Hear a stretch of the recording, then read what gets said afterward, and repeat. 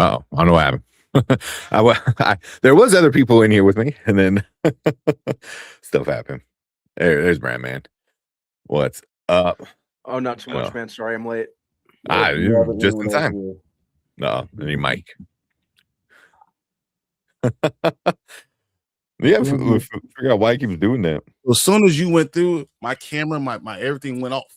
So it just stopped, just went off. Yeah, because it's crazy. It was like Brandon showed up, and then you had left at right at the same time. It was kind of crazy. What's going on? Wow, it's all good. It's all good. We just started. See if that works. Hey, what is up though? Welcome to Spoiler Kings. Happy Thursday. We got some I can't wait. I forgot to tell you about that trailer, that Backrooms trailer. Yeah, no. That's why I said that. I was downloaded and I said, ooh, and I said, okay, let me grab that. And that's all this crap. Yeah, we gotta watch that trailer. I didn't even know they were making a movie. I started watching it and I paused it. I'm like, no. I need to watch this with you guys because at first it's Mother Mary. That's the other one. I was like, I really want to see that one. I think we've watched the one with Mother Mary. The A24 Mother Mary, really? Yeah, I don't think we were too hyped about it. Unless it's, if there's a new trailer, it was just a new one, but yeah, that's fine. Because it's with what's her name? Hathaway. Anne Hathaway. Well, oh man, but yeah. What's the other one? This one that Collector sent us. Testament, I think it was called, or something like that. Testament. Mm-hmm. I can't blame my team StreamYard. No, it was so bad when I was sitting here with him, man. Oh my god. God. Was it just messing up constantly? I was like, why am I off the whole thing? This is crazy. The one that came out 2 months ago in 2020 from 2025. What is it? The Testament of Ann Lee. I hope not. No. Let me see. I know Collector sent it to me. I think it was fairly new. I think it dropped I think that's what it's called. I could be wrong. So I think if Collector, you're in here. Let us know what that. I believe the first trailer came out 2 months ago. Mm-hmm. So I was like, but then I know this Hulu trailer came out, but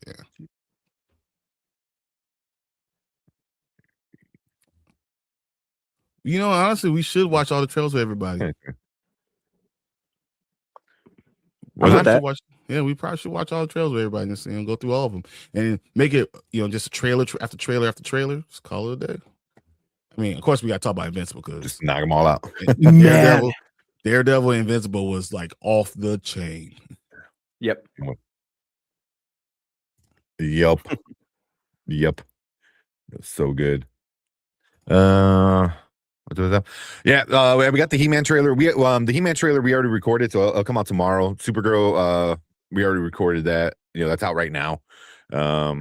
We can watch it with them. Because I think it came out 2 months ago. Oh, I never saw it. I cannot wait for the He-Man for that movie. I can't wait. I've actually been rewatching different. That's what it's called, the Testament. That's the one with Anne Hathaway, right? No. The Testament. Or I'm thinking the of Testament of Ann Lee is what the whole full thing is called. Mm-hmm. Testament of Ann Lee. We got Teflon in the building. I see you, Teflon. This one came out. I don't think I've heard of it. It's from Hulu. The Testament. Yeah. An evolution of the Handmaid's Tale. The Testament is dramatic. Yeah. So I think it is kind of like a spin-off of the Handmaid's Tale then. Yeah, I was actually reading up on that one. I think the actress who used to be on Girl Meets World is the lead. Mm. Oh, well. Yeah, it's a story set within the world of the Handmaid's Tale. I'll watch it. I like the Handmaid's Tale, so. I mean, I never watched the Handmaid's Tale, but I know people love it. It's just not my cup of tea. Supergirl. We'll watch it. We'll watch them, you guys. Just watch them. We'll watch it. Yeah. We decided to do Supergirl and He-Man offline or off, not live, I should say. So that way we don't Supergirl's already out. Record. We can just talk about it, whatever. We gotta do. I am down to watch the Handmaid's Tale, or not Handmaid, the He-Man trailer again. I'll watch that as much as anytime the opportunity presents itself. Well, you know what? Let's just run through these comments real quick. Like, guys, we're gonna take 2-3 minutes to get through them. Yeah, and let's just watch a trailer. I'm just to say what's up to everybody. Oh, we got Collector. How do you pronounce that? Is that Teague? I said Teague O'Neill. Teague. That makes sense. Teague O'Neill. Mm-hmm. All right, what's up? Appreciate you coming in. We got Fernando. What else we got in here? We got Brandon Davis. What's up, B? B. Even though you're wrong, there's no plot hole. In Paradise? Oh yeah, I know. He's like, there's a major plot hole in Paradise. Nah, we didn't watch the same thing then. Yeah, you just didn't watch. You didn't watch it enough. That's all. I'm curious to know what the plot hole is. Let he said it on the thing. Yeah, I'll pull it up too. So, okay. Yeah. Like I said, we got Collector. We're gonna talk. I don't think Brandon didn't see it yet. I don't. So I don't think we won't talk about it, but we can tell you what we thought about it without having to spoil me and Brian watched it, so we can give you a non-spoiler quick little thing. But yeah, we'll talk about it. Fernando said he loved it. I think he did. And of course, we got Mama Bear. Good news. The package came in tonight. Very nice. That's awesome. Yeah. How'd you like it? I tried to pack it so it didn't get damaged. So I was trying to. I put it in some cardboard and try to package it so it was, but hopefully it didn't get bent. Excuse me. Oh, so we got Ace in the house. Anzo in the house. So when we get to Invincible, I know Anzo wants to jump on with that, so we'll definitely do that. Arson and all stuff. So he's there. You go. Teflon Don. He farted. There you go. There's a shout out for your fart. I deal with that all the time, man. It never fails. One of the kids fart, and then they kind of look at each other and look at me, and then they laugh. I was like, because you have boys, yeah. Yeah, that's exactly what it is. But they look at each other first, like, "Do you hear that?" Yeah, I heard that. And then they look at me and I was like, he says, "What's up, Sheed?" So wait, Brandon says, if the guy in Paradise got the Graceland chick pregnant and left the next day, why it took them 9 months to get to the bunker?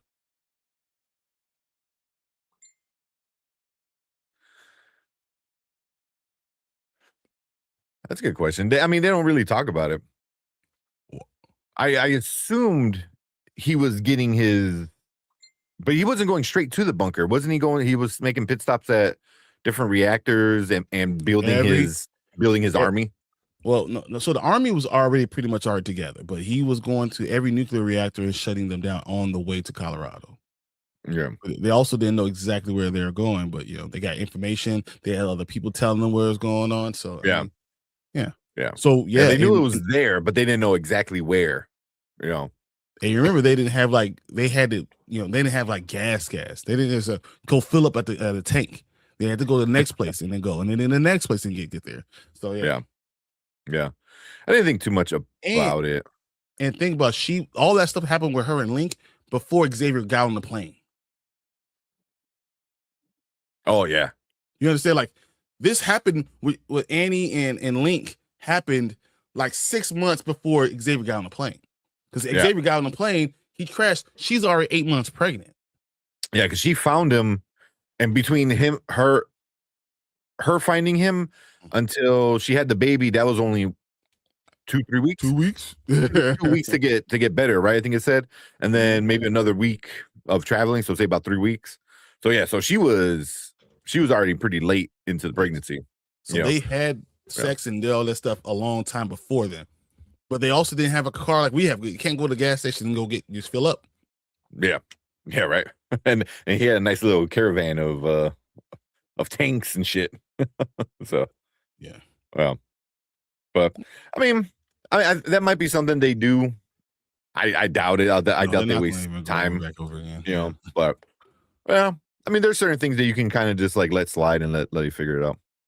Did y'all like the Nick, Mike, and Alex? I haven't watched it yet. It's on my watch list. It's pretty good. It's just so many things. I want to get DTF St. Louis. I really want to watch that tomorrow. I want to spend time being able to at least watch that. And so by the time we come back Monday, I want to be able to say, I watched the first couple episodes, Yeah. Collector, 12 months. He's like, please do the Supergirl trailer. All right. We'll watch the two that we haven't seen yet, and then we'll watch because then we can speed through Supergirl and He-Man because we already have videos of those. So Supergirl's already out, but we'll check it out. I think we got a collector. Brian, did you see my message I sent you? Super chat? Because you probably did it right during the time when we were starting to get started, so I haven't checked it out. Let's see. No, but House of the Dragon, I know about that. Let's see. Yeah, it's like 2 months out. 67 days. Yeah. You got to stay for Mario. I got you. Picked up these 3 turns. Here. Here's Brian, did you see the message I sent you? Yes.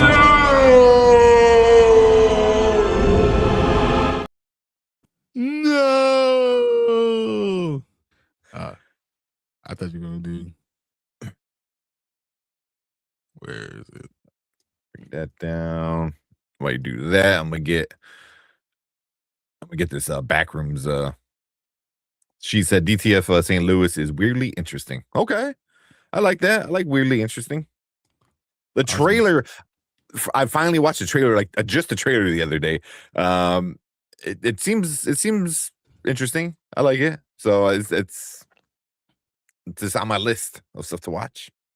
Okay, let me just give them this video real quick. What you got? We ain't found shit.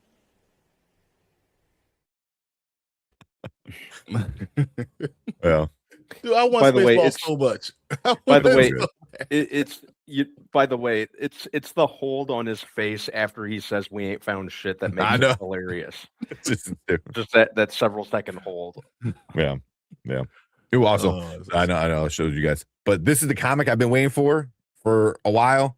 Came from freaking Dubai, so I think it went from Dubai to somewhere in England, and then England to the United States. So this thing was literally from the other side of the freaking world, man. So that's crazy. But literally, if I had gotten it even Saturday, I could have had it signed by the artist, and I'm really, really pissed I didn't. So I have so this is the Akira. If anybody's into anime, you know what the Akira.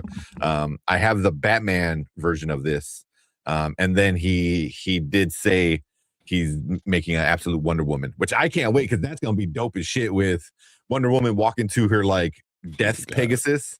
So I'm assuming that's what it's gonna be because that's the only thing she really rides. Yeah. You guys also see Michael. Badass. Michael tickets went on sale, and they're talking about right now it's trending towards a $80 to $90 million opening domestically. Okay, which will be by far the biggest biopic opening ever. Yeah. Mm-hmm. So it's trending already to a point where we're looking at it possibly could be $1 billion movie. Because that's just domestically. I have an idea what you're going internationally. It's Michael Jackson, dude. Yeah.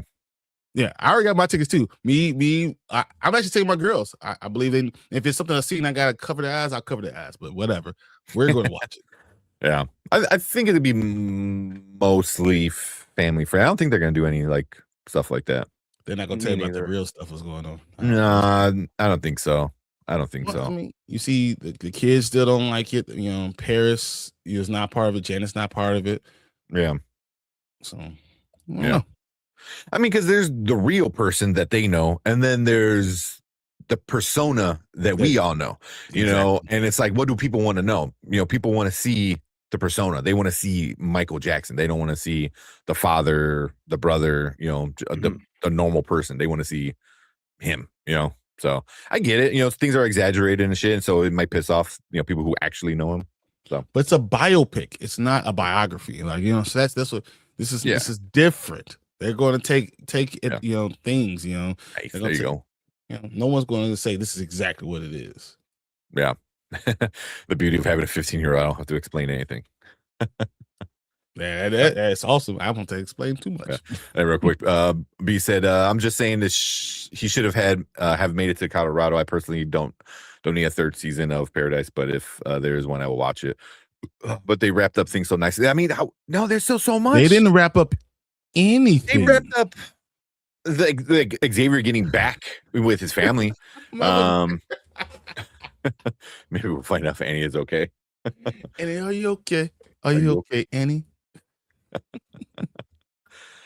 Oh man, but no, they're doing a third season, and then I found out when you told me that the third season is the final season, so I was like, damn.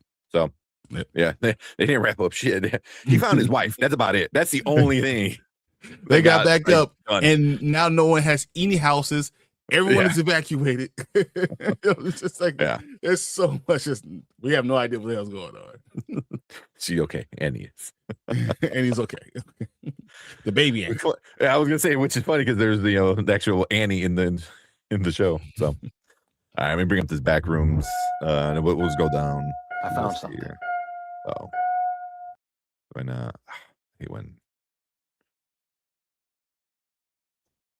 I was so surprised that they're doing a movie on this. I mean, this is like a 4chan like thread thing that people were doing, and now it's a fucking movie, which is, and apparently it's from the original creator too. Yeah, like he's directing it. Which is I didn't know he's directing it, but I heard he's directing it. Like apparently this was pitched to him rather than vice versa. Yeah. I'm just not interested. We live the story. He's the savior of the world. Yeah, I don't know how to live the story. Yeah. Oh, little leg. Which is beginning. Yeah. Jump off on. It's just the beginning off to jump off. It's about to do the jump off point. Yes, right now it's about to go crazy in this last season. Yeah. Like it started off like mystery, political intrigue kind of thing, like who done it. Then this season was a nice like action adventure turning into sci-fi, and I think next season is gonna be just sci-fi, and I can't wait. Like that's gonna be so sick. I don't want it to be too sci-fi. I don't know. I don't want it to be too sci-fi. I think it's gonna be. I don't think it's gonna be too sci-fi, but it's gonna be. It's gonna be because it's always had its own. I was wondering physics. I want to be very physics type of thing. Like you real. Explain it. I don't think they'd go too hard into the sci-fi because they the way they've been approaching everything else feels very, very balanced and even. Yeah. Without giving special treatment to any like subgenres or anything like that. So I'm not too worried about them going too overboard with the sci-fi element. Yeah, I think they found a way to have everything kind of be just enough, like But, all right. He's back with his family. Sinatra's dead. The world is back open. What else do you need? But the world thing with is about with Alex. The whole thing with Alex is going to explode in fire. They have nowhere to live. The people ain't safe out there. Remember what the dude said? He goes, first it's gonna get cold, and then if you survive that, you wish you have died because everything's gonna be boiling. Just literally. So so like everyone is still very much in danger. That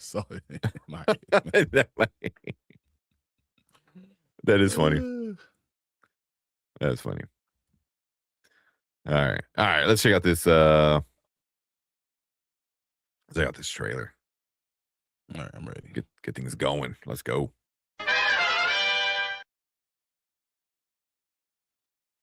All right. What is up? Welcome to Spoiler Kings. We have another trailer reaction for you guys tonight. This one is the new Backrooms trailer. So kind of came out of nowhere. That kind of sounds very weird. It does. The new Backrooms trailer. It does. It kind of came out of nowhere. Oh man, yeah. But the whole premise of how the lore of this and how it came from like a 4chan thing, and now it's a movie with like a fairly popular actor. But oh man, let's check it out and then we'll talk about it a little bit. Let's go. I found something in the store. Okay. What did you find? Chiwetel? The place. Lord. Mm-hmm.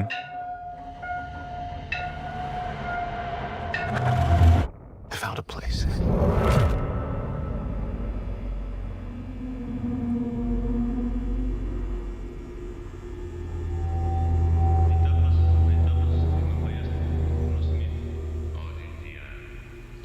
हम जमीन के रहने वालों की तरफ से Hello? आपको खुशामदीद कहते हैं। Anyone there?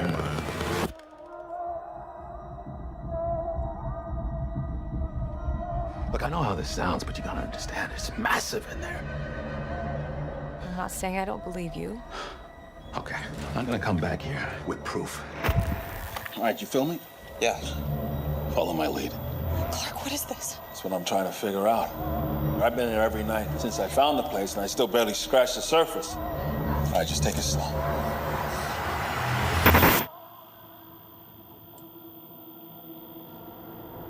Oh my God. Pull me up, pull me up, pull me up! What do you see?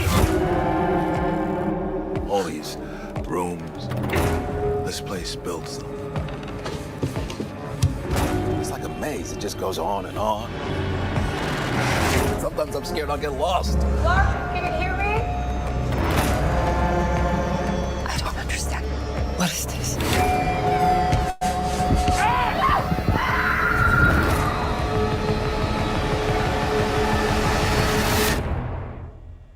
It's beautiful. Am I right? No, you're not right. That's Hello? creepy. Bro.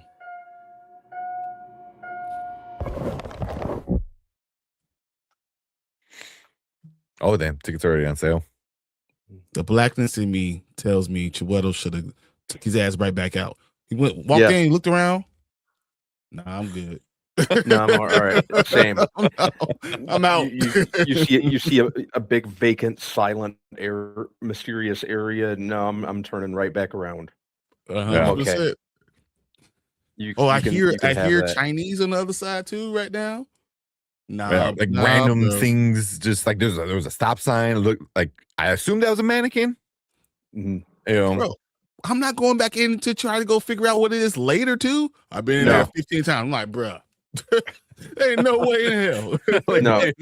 Danny came in No, and well, Brian's face once- looked so disgusting. Once for about 5 seconds. Once I'm hearing weird noises That's and it other for Brian, voices. exactly. in a big vacant area, I'm turning right back around. Screw that. And one of my kind of like one of my biggest fears is to be in a big vacant silent area, like kind of all by myself. That's probably like one of my greatest fears. You know. Yeah. No. Nah, I'm bro. okay. I'm not even going through a wall. Like if it's not a door, and I put my hand through, and it's not. I'm not the one. I'm not Neo. I'm not going through that thing. No. You know. Oh, I'm gonna touch. I'm gonna see where it goes. No, I don't want to go see where it goes. Oh, look at this yellow room. I'm out. 2 fingers. Peace out. Like you agree, the blackest in me would not allow me to get in there. Well, then it seemed like he was like obsessed with it. He goes, "Oh, it's beautiful, isn't it?" I was like, "What do you mean it's beautiful?" Like, no. Yeah. Yeah. There's problems, man. I mean that seems really. Chiwetel is a phenomenal.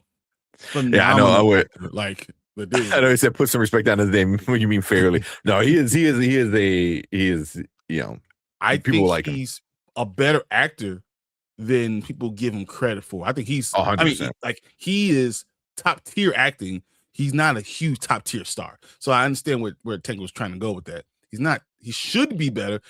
I mean, should be more well recognizable. But he's definitely not. You know, superstar. But he's that talented. Yeah, I mean everything he's been in. As far as I've seen, it's been good. Like I haven't seen anything with him that has been like, oh, that sucks. Like it's always been good. The only bad thing is like he's not a lead in a lot of the things. This might be one of the first things that I've seen him in a while in a lead. You know, so he's always right next to the lead. Like wherever he's on the screen, most of the time, it's like it's one and he's 1A. You know, he's always that next guy. You know, but he's just phenomenal. He can carry anything. He carries scenes. He steals scenes. So I loved it, but I gotta get back to the part where I'm not going in there. I'm not pushing through a wall going in there unless it's a door that swings in and out, and I can from my side push in, look and see what it is. And even then, when I see how big it is, and I know how big that back of that storage is, nope, not happening. Yeah. I might go see this, but I'm seeing it with my mom. She just don't like things that scare as heck. Yeah, this one's gonna be scary. I don't, but I think it's gonna be more like it's what you don't see is gonna scare you. You know what I mean? It's like that. Yeah, like even her running and it's really tight. Like if it's done right, you can feel claustrophobic sitting in your seat. You know what? I don't know how B feels about this, but there's no way drywall is going to squeeze in on me. No. No. Is that even drywall? This is like the office cardboard wall. Like that's going through Yeah. immediately. What's up, Dirk? Yeah, I'm putting holes in those walls. What's up, Tony? I'm making it bigger. Yeah. But that's gonna be something I'm gonna see. 29th. It's cool that they're making a feature-length movie out of it. Well, Can what is that, a couple months? Next month? Can it make any money? Next month. Can that make any money? A24 is not known to make money. Yeah, I don't think it'll do anything crazy because even the Backrooms short film or whatever it was, because I've seen it once. It's very niche. Not a whole lot of people know about it. So Marty Supreme is the A24's highest grossing movie, with $147 million worldwide. Mm-hmm. And you're going with Mando and Grogu, right? Oh yeah, that weekend. It's going to be all about Mando and Grogu. It doesn't stand a chance. Yeah, I mean, even Everything Everywhere All at Once, which is a phenomenal movie, Academy Award-winning movie. It was 145 mil. So it's not A24 is not known to make a lot of money, but they make great movies, and the money they make is usually enough for them to keep going because their budgets are. How much do you think that budget cost? In this movie, they gave Chiwetel like $6 million, right? So their budget is $7 million. That's for film. Oh my god, everything. It's estimated 9 to 15 million. So Chiwetel got his 5, right? And that's all. Right. That's a third of the budget. And then you just rent out a warehouse and start building walls. Exactly. And the rest is just film. Yeah. So I mean, literally, if it makes like 30 to 40, even 50, like that's a win for them. You know what I mean? Exactly. Because it's three times than the budget is usually considered it. So it's like you're talking about 45. They'll make 40. They'll probably make 60. Yeah. Yeah. Yeah. So pretty solid. But they make they make amazing movies at A24. Like so many good ones. So yeah, it's definitely gonna be a good movie. It looks interesting. It looks like creepy, scary, and stuff like that. So yeah, a very like intense movie. But yeah, I'm down for it. We'll definitely check it out. But cool. Yeah, we'll finish that off there. Yeah, in May 29th, about next month it comes out. Add that to the laundry list of movies that we're gonna see in the next couple months. Dude, we don't have time to do TV shows and all this other stuff. This is crazy right now. Yeah, I'm gonna need a vacation just so I could watch movies. Exactly. But we want to hear from you guys, so leave a comment down below if you're watching on the replay. Let us know what you think about this Backrooms trailer. Did you like it? Did you hate it? Were you in on the trend back when it was popping off on 4chan and all that stuff? Let us know. Make sure you guys hit that like button, hit that subscribe button right down there. Join us when we actually talk about this movie and other movies because we got a lot coming out this year. But we appreciate everyone in the live chat. You guys stick around because we're going to move on to our next topic for the night. All right. Let me Avatar stuff up. I didn't get the Avatar thing up, so let me. We watch Supergirl. We'll watch Supergirl. I want to see the Avatar one because I haven't seen that yet. It's just a date announcement, right? I think it's like a behind the scene trailer announcement kind of thing. Oh, okay. So it's not a trailer, but it's like a BTS kind of thing. So yeah, I actually forgot about it. And then Derpy's like, "Oh, hey, it's coming out tomorrow." And then then I see all the pre-announcements, and I was like, "Damn." Yeah, I didn't see anything about it. It's a pre-announcement about a pre-announcement, guys. This is really what this is. It's a pre-announcement about a pre-announcement. Who came up with that stupid idea? I hate that. I hate that. Well, I feel that's TikTok. I blame TikTok for some reason. Yeah. I'm gonna punt whoever did that. Yeah, Dana BTS stuff. Okay. You meant trailer. This is the first. Yeah. Oh man, I'll see that fight out Tuesday. Yeah. I mean, we got the A-list, so probably use one of the A-list. Exactly. Say whatever. I'll watch it anyway. I remember being so hyped for Civil War, and it was nothing. The Civil War I thought was fine. It teaches you a very important lesson, though, to not take in strays. 100%. That's funny. That's the lesson you get. That's the lesson. Never take in strays. Oh, that little girl messed up everything. She did mess up a lot of shit. Yeah. For now, I agreed 100%. Dumbass idea. So are we doing Avatar first, or are we going to do the other one first? You just tell me which one. I put both. Let's do Avatar, and then we'll do Supergirl, and then we'll watch Testaments. Testaments. Yeah. And maybe later at the night after we Masters of the Universe after we do. Yeah, I'm okay with that. Yeah, after Invincible.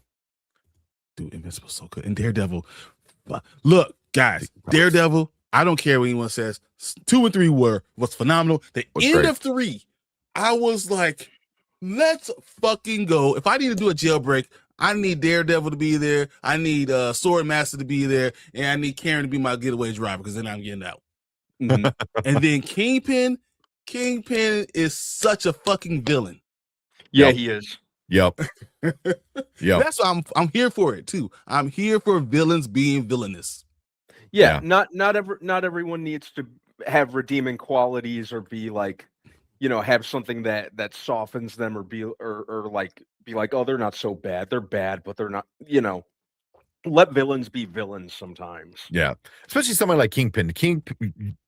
Let him be him, and Vincent D'Onofrio is like crushing it from day one. He's been an awesome, Kingpin. Mm-hmm. So yeah, it's so good. It's so good. And I don't want to get into it yet, but we can talk about that. Yeah. And I do want to mention, guys, about Super Mario Brothers, what I think about that, but not right now. We'll do a trailer reaction first, and then I will tell you what I'm thinking about Super Mario Big Galaxy. That's going to make money like crazy. 100%. Oh yeah, it's gonna clean up. I think it made almost $35 million domestically on Wednesday. Yeah, that's crazy. Yeah. We don't need everyone to be anti-hero. Exactly. No. Exactly. Yeah. There's space for anti-heroes. That's cool. But we need villains. We need bad guys doing bad guy shit. Yeah. I can never pronounce his name. Chiwetel. He's a great actor, but it seems like he's the same type of character in all his movie. Or is it just me?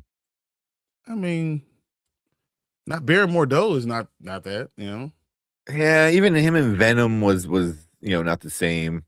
Yeah. He's in The Martian, he was a little bit different. On The Martian, he was more a Buddhist, from India, India, like Serenity.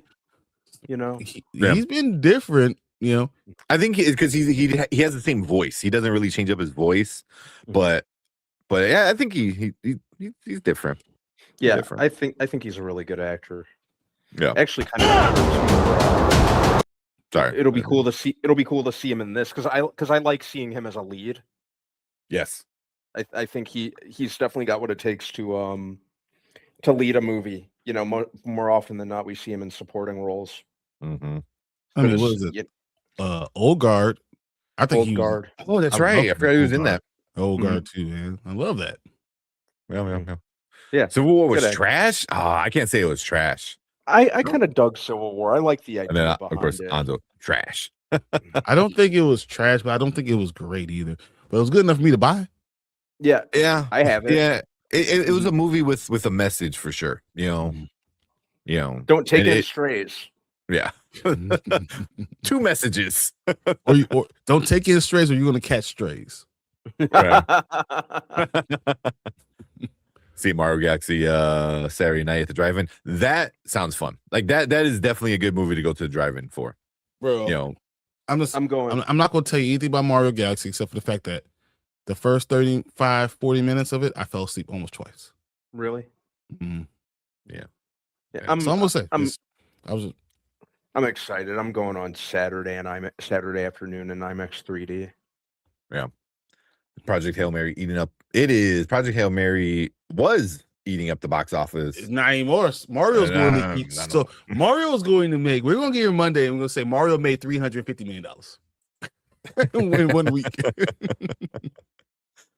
Yeah, but Project Hail Mary, it's at 334 right now. So after this weekend, it'll probably is that 300 right? 330, 334, 334. Yeah. So I'll probably. But I mean, the second weekend it had a very little dip, like a 31% dip. So if we talk about Monday, that Project Hail Mary worldwide made over $420 million. Oh, that's a win for that. Yeah, yeah. Come on, let's go. But I'm thinking it might get to like 350. If it gets to 350 over this weekend. Because you got international stuff too. No, but Mario's still international too. Yeah. Shit. Bro, Daredevil was trash, bro. No, he doesn't. No, he doesn't believe that. Look. Do not listen to this man. He is lying to you guys because he's able to do this off camera. He can't do it when he gets to Invincible. We'll have him hold him hostage, and we'll talk about it for real. And I sent you guys, if you're part of our Facebook group, I sent you the chaos video we just did. He liked it. So it's just an act. You're just playing now. You're just playing. It's always an act. It's all an act. No, but he does hate stuff. He does hate a lot of stuff. Yeah. All right. Let's check out the Avatar, and then at the end of it, I'm gonna be like, it looks horrible. It stinks. Yeah.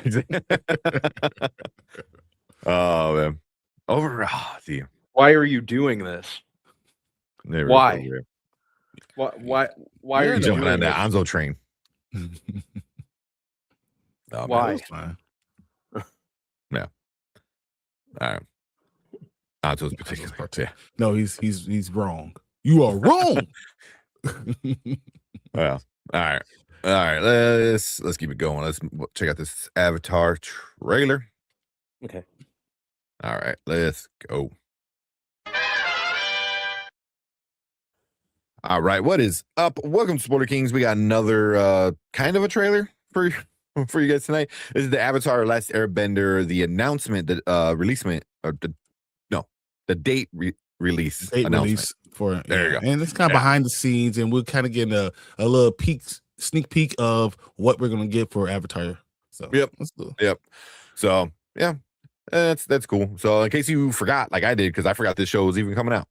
So nice reminder, like, hey, it's still around. But yeah, let's check it out and see if we see anything cool. Let's go. Yeah, I liked the first season. I thought it was, it wasn't anything that I was necessarily like blown out of orbit by, but I was entertained by it. I think this looks way better. I think it looks like a big improvement too. Like they're stepping it up. It's not an absolute freaking betrayal of the source material like what M. Night Shyamalan did.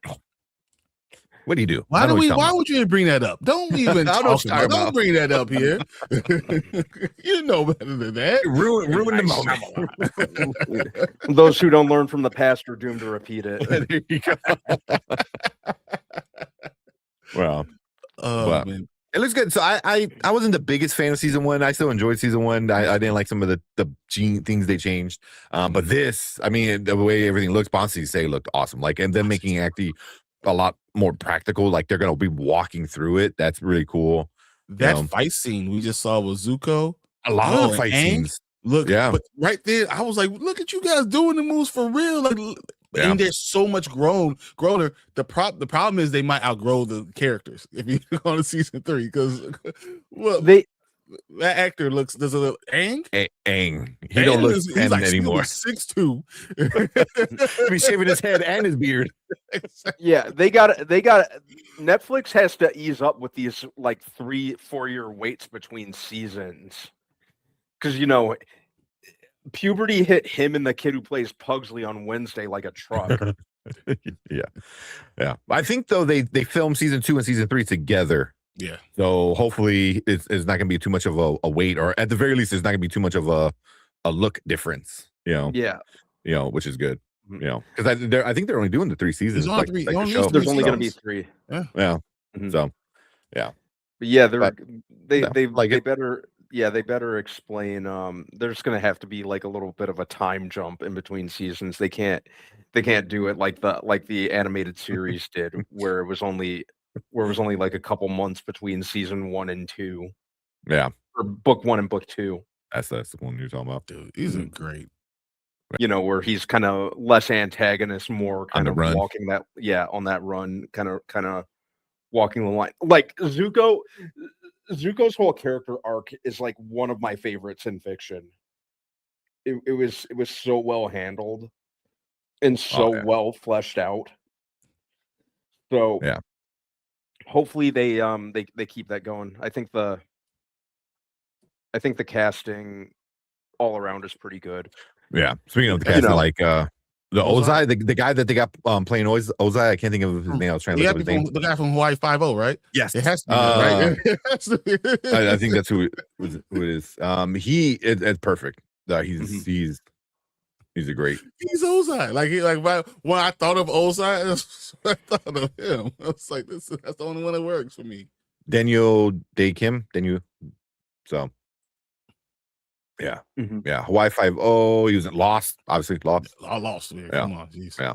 So, yeah. So he's perfect for the role. They give him the perfect look too. So that's one thing I got to admit. Like all the costumes are on point. Like all the looks are on point. Toph looks awesome. Like they made her look just like the anime. So this is Dante Basco in somewhere. Oh, I wish. I agree. Someone should be somewhere somehow. they gotta do it. You know what? Make him the king, the stupid king of Bansi can say. Yeah. Do something like that. You gotta put him in. You gotta put him in somewhere. As long as he's someone, I don't care what it is. I'm all over that. Hey, yeah. Do something. You gotta do something. Yeah, nobody don't subscribe because they upped the price. Yeah, that's not a bad thing. It's not a coincidence that they announced the upping of the price and then they drop, something like this. Yeah, I was like, hey, all you super fans of Avatar. The problem is that's so expensive. It's almost expensive.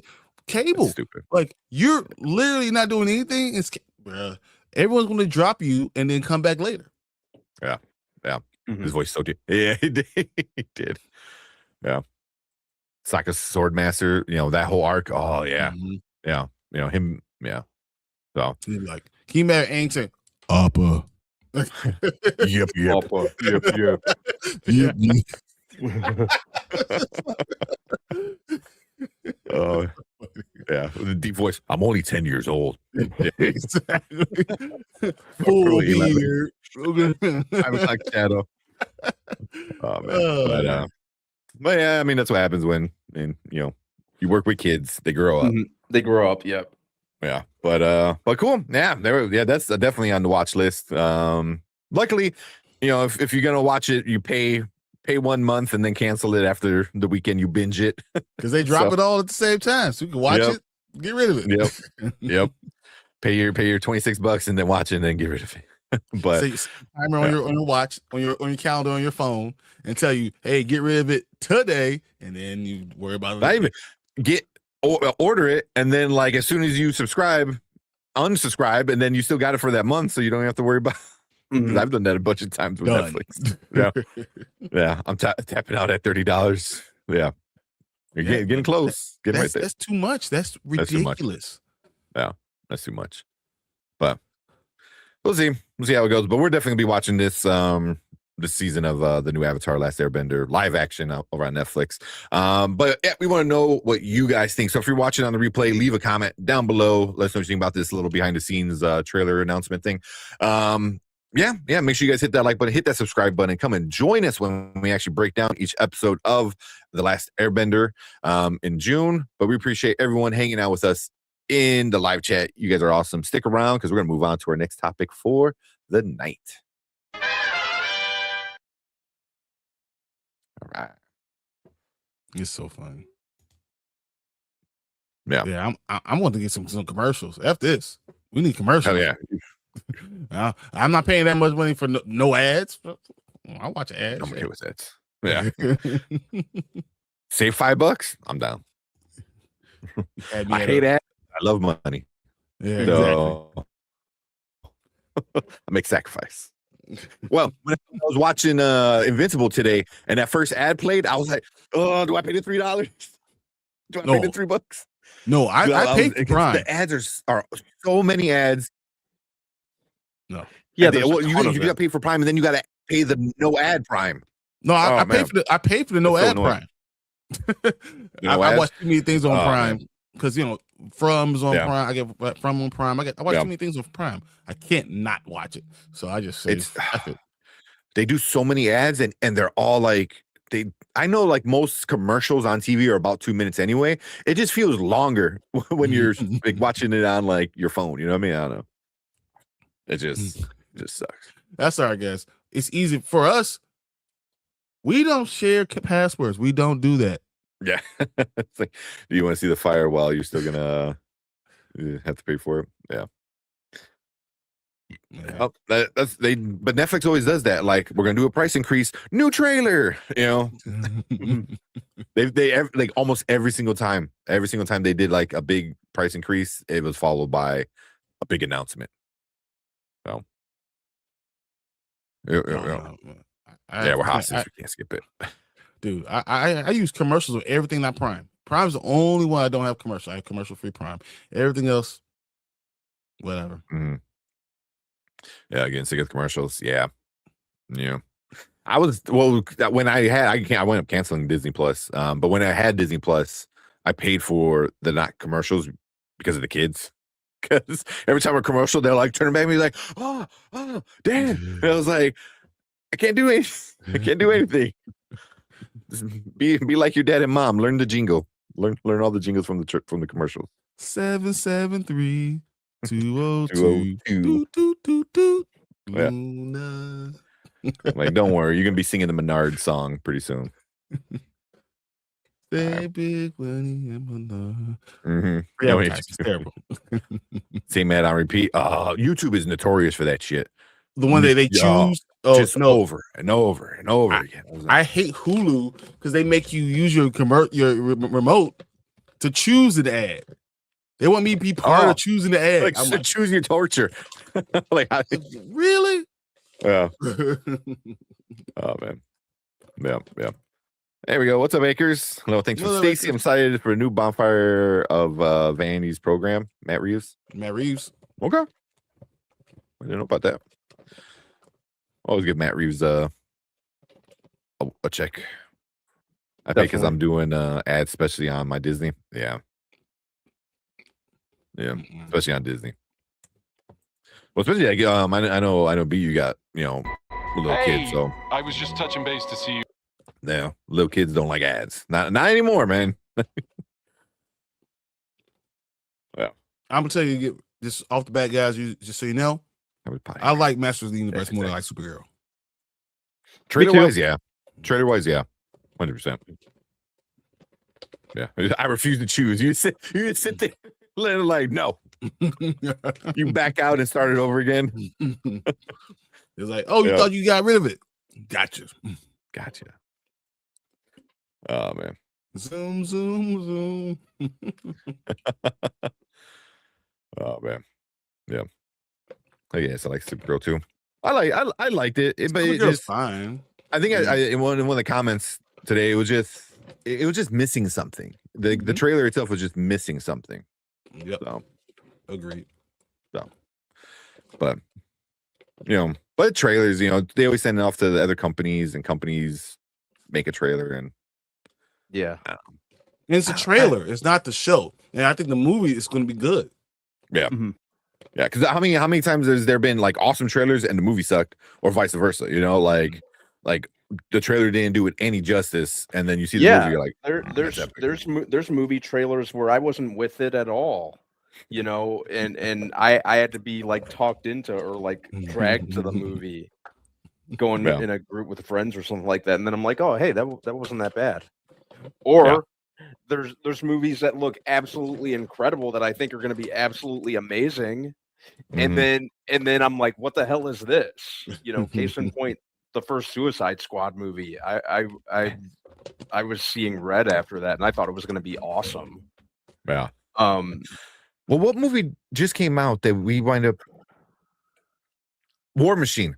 I remember we watched the trailer. We're like, oh, this looks okay, and then we were all like, this is awesome. This was just so much fun. Phenomenal. Yeah. I thought War Machine was going to be like a Sunday afternoon. I'm doing chores around the house and just kind of paying attention here and there type thing, Mhm. No, I put that on that Saturday morning. I'm sitting on the couch like this and like leaning We all forward, know getting Mama into Bear. it, stuff like that. So Yeah. Oh yeah, for sure. yeah, I was, I was, I didn't think the War Machine trailer looked anything okay. terrible. I was just like, huh, okay, Yeah. I'll get around to watching it. Maybe. Yeah. Yeah. Throw it on that Saturday. I'm like, oh, okay, I'm liking it. Mm-hmm. For All right. sure.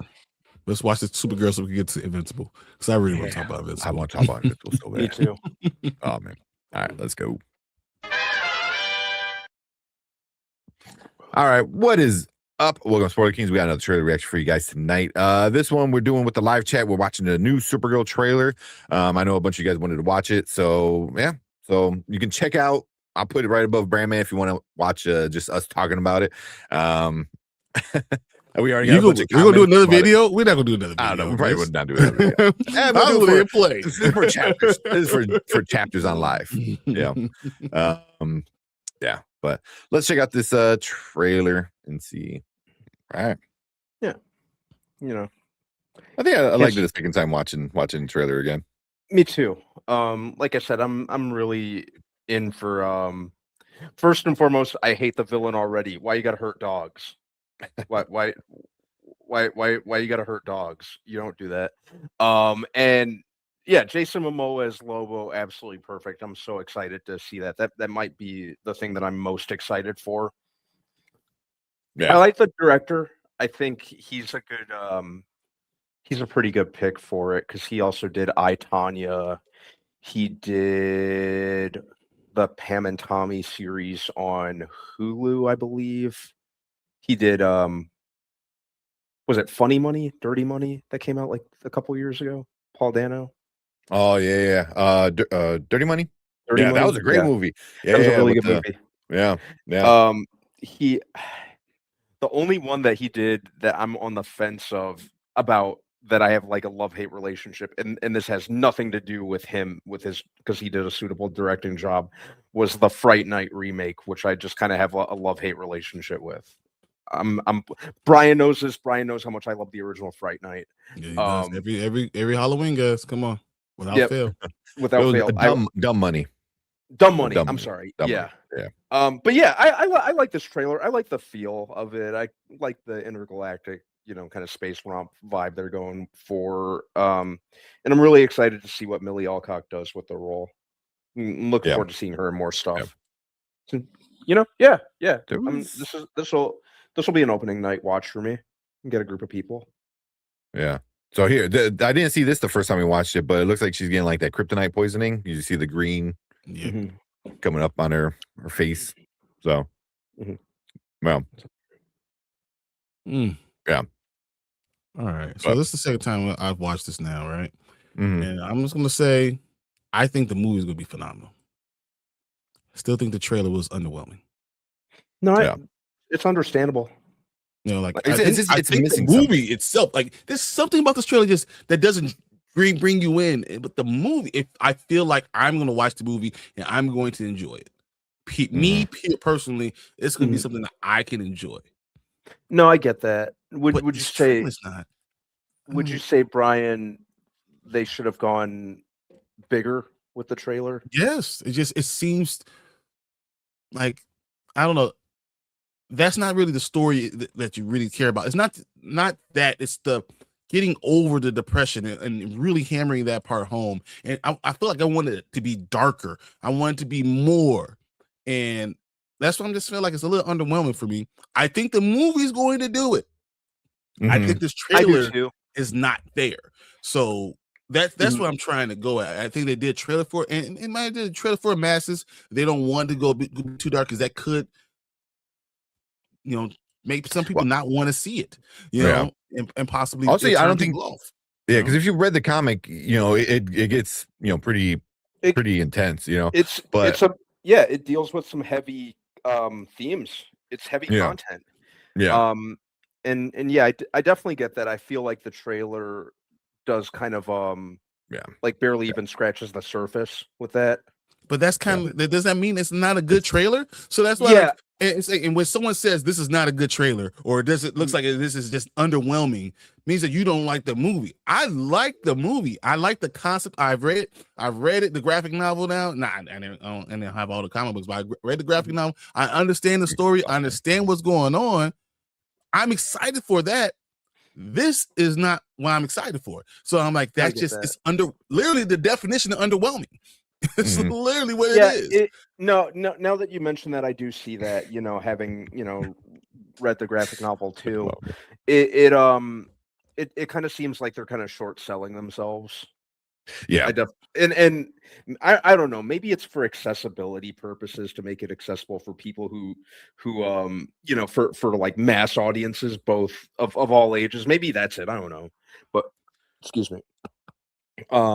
But yeah, I definitely get what you're saying. Yeah, we keep poking some bear. Yeah, I mean, I wasn't poking the mama bear, but yeah, I mean, yeah. I mean, I once I heard this movie was coming out, very much like the Superman movie. I read All-Star Superman. I read the other one. So I try to read or reread the comic books. So once I heard this was based on the Woman of Tomorrow, I'm not a huge Supergirl fan, so I everything I know is surface level, so I went up picking it up from the library and absolutely love the freaking comic, and because it was so it's not, there's not a lot of action and violence. There is some, don't get me wrong, but it's definitely more about like grief, revenge, like what it does to you and how and stuff like that. So stuff that Tom King's known for, is like stuff like that, so it was great. But this trailer is definitely playing it safe. Does it feel, are you worried that it's going to get the Thunderbolts treatment? This is a great movie and not 100%. 100%. Because that's what Thunderbolts was, right? The depression and trying to deal with understanding where you fit in the world and all that stuff. Very much Thunderbolts. And guess what Thunderbolts didn't do? Make money. And that's my worry about this. That's what's going to happen. Excite us with a trailer. Try to push us in saying that like this is going to be great. Do something to bring people at butts and seats. Something. Yeah, I know. Like Fernando and Chaz, like, oh, keep your receipt. It's gonna make money. I think it's gonna be a good movie. I think it's gonna be a really good movie. But it's not gonna make any money. It's not gonna make a lot of money.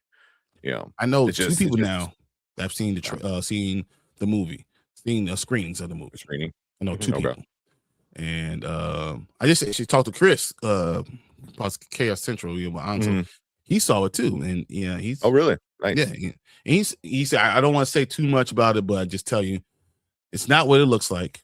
It's going to be. It's not. It's very dark, and they've now changed the ending 5 times.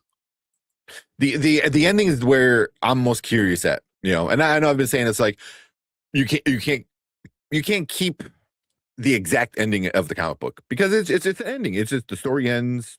But that's it. You have to be able to tie it in. So trying to figure out how to end it in a way where it I think it's going to be similar to, or at least it's going to have a ending of the comic book, but then you have to like Do something else, connect the tissue.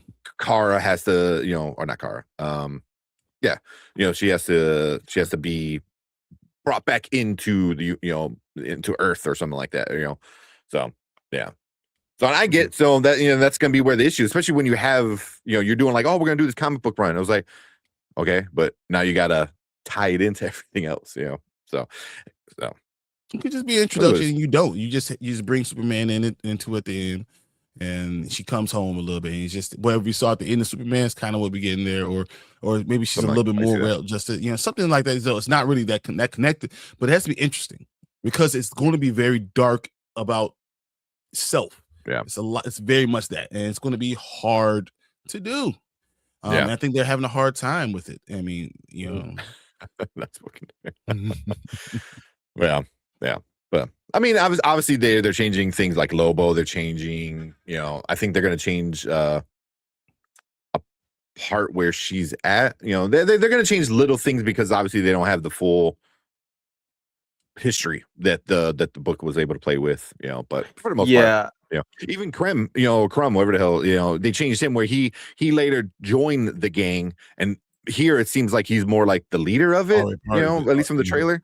The Marauders or whatever, so yeah, and they changed his whole look.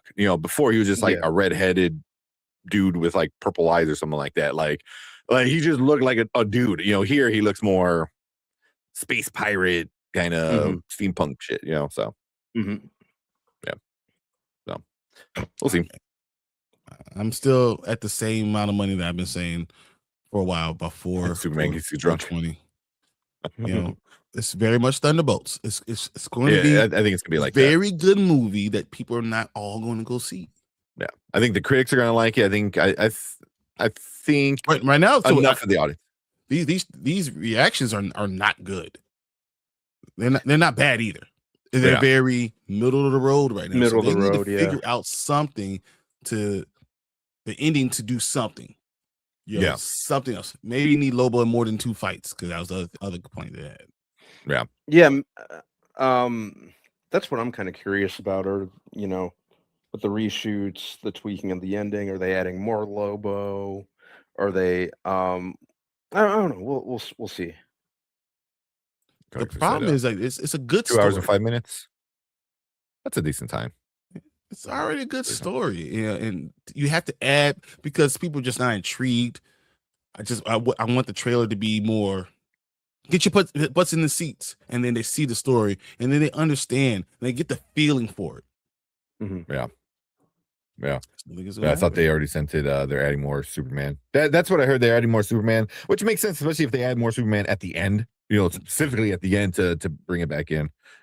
I told you I already want the ending to be like she, pretty much like finds out like what Lex said, like his parents said, and he's like, "That's not what they said. This is what they meant." And it's more traditional, rather than like, "Oh, go make harems or whatever the hell they told make him harem, or have harems or crazy.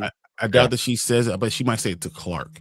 That would be a good moment. Yeah, just saying it to Clark to get him a little bit refocused. So yeah, well, how will they work crypto into the next movie? If you, I don't spoil it because if you didn't read the comic book, I don't want to spoil what anything. But yeah, another babysitting job. Well, yeah, but yeah, definitely good. A good book. I recommend it. It's really well done. Like there's some things Tom King does really good. Miracle Man. I just reread Miracle Man. I bought Miracle Man because I only read it from the library, so I actually bought a copy. It's such a good book. Woman of Tomorrow. I like that one too. I like Batman on the other hand. More. Oh, that Miracle Man. I think Miracle Man was so much better, man. That shit was. Dark Side is like that shit was that big, man. It's like, and it just did that throughout the whole like book. But stuff like that works when you're playing with a god. Like you can do things where you can make a god more human. You can't make Batman more human. So like Tom King with a Batman run isn't the best. Tom King with Supergirl, Miracle Man, Vision, Omega Man, like that works. Batman, not so much. I will say there wasn't enough for a superhero movie. There wasn't a lot of. I mean, I think you already talked about action. There's just not a lot of stuff. So if you're going for a superhero movie, it don't get action, and the story doesn't hit you the way it needs to hit you, then it's I don't know. It's hard to appeal to the masses with doing that. Mhm. That's what's gonna be. It's gonna be very hard, and that's why I felt these trailers are so important to do. Yeah. The Absolute Superman is a killer. Who'd he kill? Oh yeah, no, this is it's phenomenal. We just talked about this. Tank. Yeah. Who'd he kill? I mean, I'm all caught up. I just read today's issue. Killer. I thought what is killer? Like I always thought that's Absolute is a killer. He's not a killer. I didn't see him kill anyone. Has he killed anyone? I don't know. I mean, I if he remember had, him doing it. I know the whole Ra's al Ghul thing. That was the whole point. It was like absolute. I know the sidetrack. Absolute Superman is such a freaking amazing character that he turned Ra's al Ghul, like the devil's head, the demon's head. He turned him into like a sympathetic character. But this is what I thought. Oh man, he was saying it's killer. Oh, or I thought you said Superman is a killer. The new episode is a killer. But Superman is killer. Like No, he's not a killer. The issue is a killer. Yeah. Okay. That's what I thought he was saying. So. Okay. Yeah, I was about to say it because I'm like, this new issue, so good. And it's like, oh man. Yeah. And the whole time I'm reading it with the Ra's al Ghul stuff, I was like, damn, like he like what do you do to you? He read to me. What? It's like it was the best. It's like it's just so good. It's so good. Yeah. Absolute Batman, on the other hand, he's going down the road where he might say, Bruce Wayne, I'm Batman hardcore. He's gonna get messed up. They're going to destroy him, and he's going to have a comeback trail. They're going to mess him up. These I mean, I think rogue gallery, so that's just what 100%. And then they already said like they are going to send him through hell in the next 7 issues. So you're talking about Clayface, all his friends. So I'm curious about that. But I think he's gonna get to the edge of being a killer, and then either Wonder Woman or Superman, because like later this year we're finally gonna get like Wonder Woman's gonna pull him back. Their version of the Justice League. Remember Superman hasn't met the two yet. So and Superman being so good of a person, in absolute, which makes sense because Superman, he's always hopeful, and then it's a universe where literally Darkseid was like, there's no hope in this universe, but that's who Superman is, so I don't know. I can't wait for that. The absolute shit is the last time I've been this excited to read comic books was probably Blackest Night, was that 2010-ish, whatever. Yeah. But yeah. Time for roughly. Let's go. Time for Invincible. Time for Invincible. Another great comic book. Who show up at the end now? That guy's a killer. Who shows up at the end? Oh, yeah. Oh, 100%. Yeah. Who shows up at the end now? That end of the guy's issue. A killer. Yes. I don't want to spoil if you guys haven't read it yet, but when he showed up, I was like, oh, I didn't think he was going to show up in this universe, but I'm down. What you guys thought about Bizarro #1? I haven't read it yet. I started reading it, but I haven't read it yet. I haven't read it yet either. Yeah. It's Kevin Smith. He's 50-50. I didn't like it. So you let me know what you guys think. Yeah. Okay. I haven't read it yet. Daredevil was pretty good. Daredevil was good. Yeah. Daredevil was pretty good. I enjoyed it. I'm curious to see. I like it's an older, and he's questioning him being old, and then the way it ends, I was like, ooh. Mm-hmm. Okay. Let's get Invincible, and then go watch Testaments. Where we at? Maybe I made a thing this time. Kevin Smith, you can go one or two ways. Yeah, I mean, you with Kevin Smith, you can get, Clerks, or you can get what's the other one? Geely, or what the hell is that? He didn't do Geely. Not Geely. What's the one with Oh, with man, other I know than it. Ben Affleck. Jersey The Girl. other one. Jersey Girl. He's a Jersey Girl. Yep. That's it. It's Jersey Girl. Yeah. You can get one or the other. Yeah, Jersey Girl. Not good. Yeah. Although I've like he does so much good shit though. Like I love Tusk. Yeah. I know a lot of people are like, it was stupid. I was like, it was stupid, but in the best possible way. I was good with Tusk until Johnny Depp showed up. And that's where I'm like, I don't know. That's not I good. was fine with Tusk because it was really unsettling, really unnerving. And then once Johnny Depp showed up, basically playing Inspector Clouseau's slow cousin, it all went to shit. That's the best way to describe it. That's the best way to describe it. Yeah. But I'll see if get he's rid of still this awake, real 'cause quick. And that's nothing against Johnny Depp. I like Johnny Depp. But it was, yeah, that's, just the addition of that character. I've very seldom have I seen the movie self-sabotage itself that badly. Shit, where am I?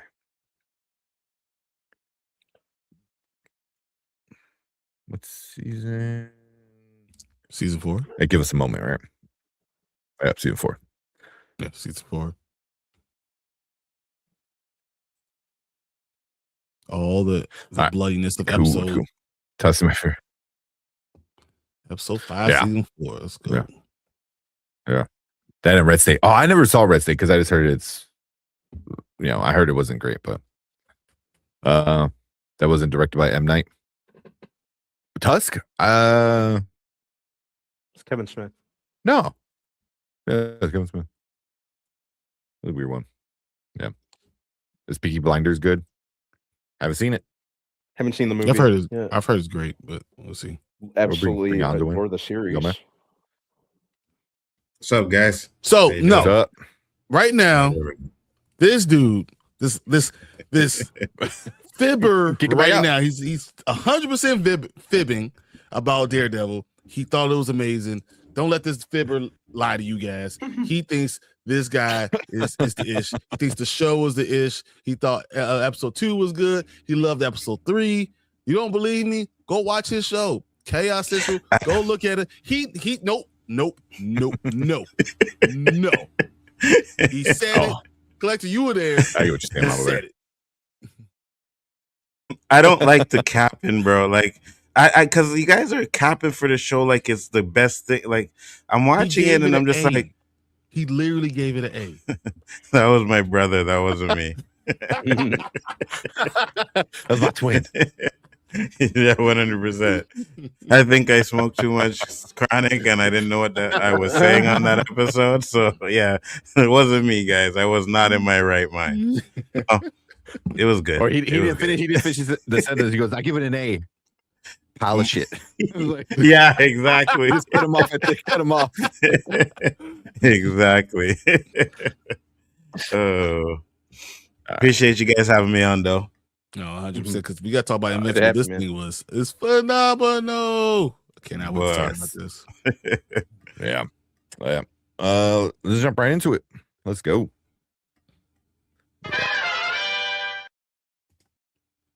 All right, what is up? Welcome, Spoiler Kings. We're gonna talk about the newest Invincible episode 5, season 4. Give us a moment. But before we get into that, shout out to Big 4 Entertainment. Anzo's joining us for this breakdown of the episode, so we always appreciate him coming out. So make sure you go check out Big 4 Entertainment, Chaos Central. Can you they know. check out Bigger for Entertainment? Yes, they can actually because I can now stream again, so we're good. That's right. We did it. We did it. Guys. We survived. Yes. He made it. Yeah, so make sure you go check them out. All the breakdowns for all the different shows. So Because From is But yeah. coming. Let's go. Yes. Oh, yeah. Yes. Yeah. Yes. That's Shout all I out to- care about. That's From. I got caught up with the last 2 that I missed from last Oh, week, you so- did? Because we didn't Yeah, watch yeah. them. We did something else. That's why. Oh, did you? We went to make sure because you weren't there, so we went and saw episode 7 and 8 from season 1. Oh, yeah, damn. yeah, but it's okay. We can just go where you I would watch it left again. off. That's fine. I want to watch it again anyway. All right. But let's talk about this Invincible episode. This one's titled "Give Us a Moment." Mark embarks on a new and dangerous mission, throwing Debbie into a tailspin and Eve into uncertainty, and Oliver being a little turd that he is. I mean, So, you understand? I understand where he's a Oliver's kid. coming from. A little bit. 100%. Yeah, I did. Yeah, That's I did where too. he's coming from. If my dad's been that way to be the whole time, and then you tell me you not in my life, and then not come talk to me first. You already screwed up him. You could have came and talked to me. Facts. Facts. Like the only person on planet Earth, and I'm not even exaggerating, the only person on planet Earth Who loves him. who would be excited to talk to Omni-Man. Yeah. The only person. The O, where's the O on his shirt? Not for Oliver. Yeah. So, Facts. kid, Omni-Man. I'm like, you're not going to talk to him, man. It shows you how much of just a jackass he is. Yeah. But I do like that he's trying to redeem himself. I like that. I'm like, okay, I can feel that part about it. You know what I mean? But yes, he did wrong. He should have 100% talked to Oliver. Yeah. I mean, how the hell? And then you talk to Debbie. That's Too just much. That's too much. You can't go talk to your ex and try to make it better. She's raising your bastard child. Facts. Yep. Facts. Loving him, and you don't go talk to him first. You try to make it good with her, bro. You are so fucked up. Facts. Oh, and then everything he tells her, it was just like, how is that gonna make it better, man? You know, like you're not making it better, dude. Debbie wasn't sound like a lot having of it. guys, right? Love that. Oh, She was not having it. And I loved it. I was like, yeah. She was like, get the out of here. And I was like, yeah, that's exactly. Yeah, woman scoring. That's exactly what she's gonna do. You know what I mean? So I loved it. mm-hmm. I know there's an article about talking to Sandra Oh about that scene and how she like got so emotional, like, you know, doing the voice acting. So I haven't read it yet. I saw it, I pinned it. I'm gonna read it tomorrow because I'm really curious. Because Sandra Oh is just an amazing actress anyway, and she's absolutely killing it as Debbie. Mhm. Absolutely. Like He that tried was something that stood out for me. She was that scene. the best, and then her, hitting him and dude, Because it was emotional to watch. Honestly, I might want to read that article too, because if I felt the cursing, right? I felt it, when she was telling Omni-Man off, you could feel it. And I'm like, yeah, you did a good job that, because I've heard those kind of words once in a couple of times in my life. So yeah. but I think we also went through the journey with her and Mhm. how okay she was not. We all were there. We all saw it. So you understand what she's saying. We experienced it through her eyes. The depression that she went through. The fact that she's just now being okay. Yeah. And then you have to deal with this again. And then now this, once again, his other child that he left, she's raising. Yeah. Facts. And he comes in. And furthermore, and he called her a pet. Yeah, that's right. Yeah. Yeah. Oh, I mean, yeah. For everything he did in season 1, with betraying the entire planet, no one, it was Debbie and Mark are the two most hurt. Probably Debbie more so than Mark, because Debbie, like, well, he was always an asshole to Mark. Yeah, because he always tried to push him because of his mission and all that shit, So yeah, but yeah, even the scene with the Taylor thing. Yeah, I can't think of his name. Yeah. Oh, like that was so good because like they're talking, they're hanging out, they're drinking. It's like, hey, we But can then- fix this, right? I come back, maybe I come do some stuff with you. He was like, yeah, I can't. Nah. Why can't Yeah, you he's do like, that? Nah, man. I only make uniforms for heroes. For heroes. I was Yeah. like, yes. Yep. Yeah, And but then he Omni-Man had that just be like, relief because he thought he might have killed him. like him actually standing up is like, yeah, I'm not gonna make you a suit because you're not a hero. That took some balls. That took some balls to say, but yeah, once he was gone, he just like that's like let out that air, boy. Yeah. Oh Dude, man, that was such a good moment. Yeah, that was a great moment and fitting because You know, Mm. knowing what Nolan had done the last time he was on Earth, you know, I'd be, who wouldn't be pissing themselves? Mm-hmm. Yeah, You know? yeah. Even the guy Ursel or Russell, whatever his name is, the one that's leading when they were leaving the Earth, he was watching the monitor. He's like, Oh, okay, Cecil? hold on, Cecil, Yeah, that's it. Cecil's Yeah, like, thank God. yeah, Yeah. He's like, this is the first time we haven't had a virtuant on Earth in 20 years. I was like, yeah, that's crazy. Yeah. It sounds good, Yeah. but it sounds like problematic too. Yeah. Mm-hmm. Mm-hmm. Because that You means don't- other people are gonna know, Mhm. you know, that And Invincible Robot's ain't not there. there. Uh-huh. Oh yeah, yeah, Monster Girl, robot. like, you know, Yeah, robot and monster girl are gone. Mm-hmm. Eve, is, you know, super going powerful, through and her she's stuff. having some issues. You know, Mhm. Some how issues. I mean, how do you guys feel about her not telling Mark? What do you think? What do you think, Anzo? But she's probably did it right. You know what? Yeah, I well, kind of think at first I'm like, maybe you should tell him, but then again, Mark is going off. Mark's not gonna want to go. He's gonna want to stay, and they need to get rid of these guys. Like they need to have this battle. So I can understand her not telling him, but I'd also be kind of vexed when I come back, right? And you tell me, and I come back, and I'm like, wait a minute, I could have died, and you know, so it's kind of a catch-22. I can understand her point, you know, for not telling him. Yeah, I mean, he's only supposed to be gone for like 2 months, which is stupid. Yeah, but Yeah. she It's said like, he could be gone forever. Like, you yeah, know that.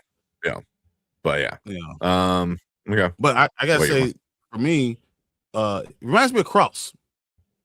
Yes. When you Okay. you know something, if it's good for the person to not know, sometimes you gotta make that decision. If you really love someone, you gotta make the decision. But then you have to be honest with yourself. Are you making the decision for them? Or are you Or making for the decision yourself? for you? Mhm. That was kind of the, at least the first half of the episode. That's kind of what it was. You know, with Omni-Man, he kept telling Omni-Man, he's like, "Are you doing it for you, or are you doing it for them?" You know, and that was That's- kind you of gotta ask like the her. idea of it. Is Eve doing it for her, or is she doing it for herself? Him or herself? That's just a good question. Things you gotta ask. What's up, Steve? What up, Steve? Yeah. What about you, B? What do you think? What do you think about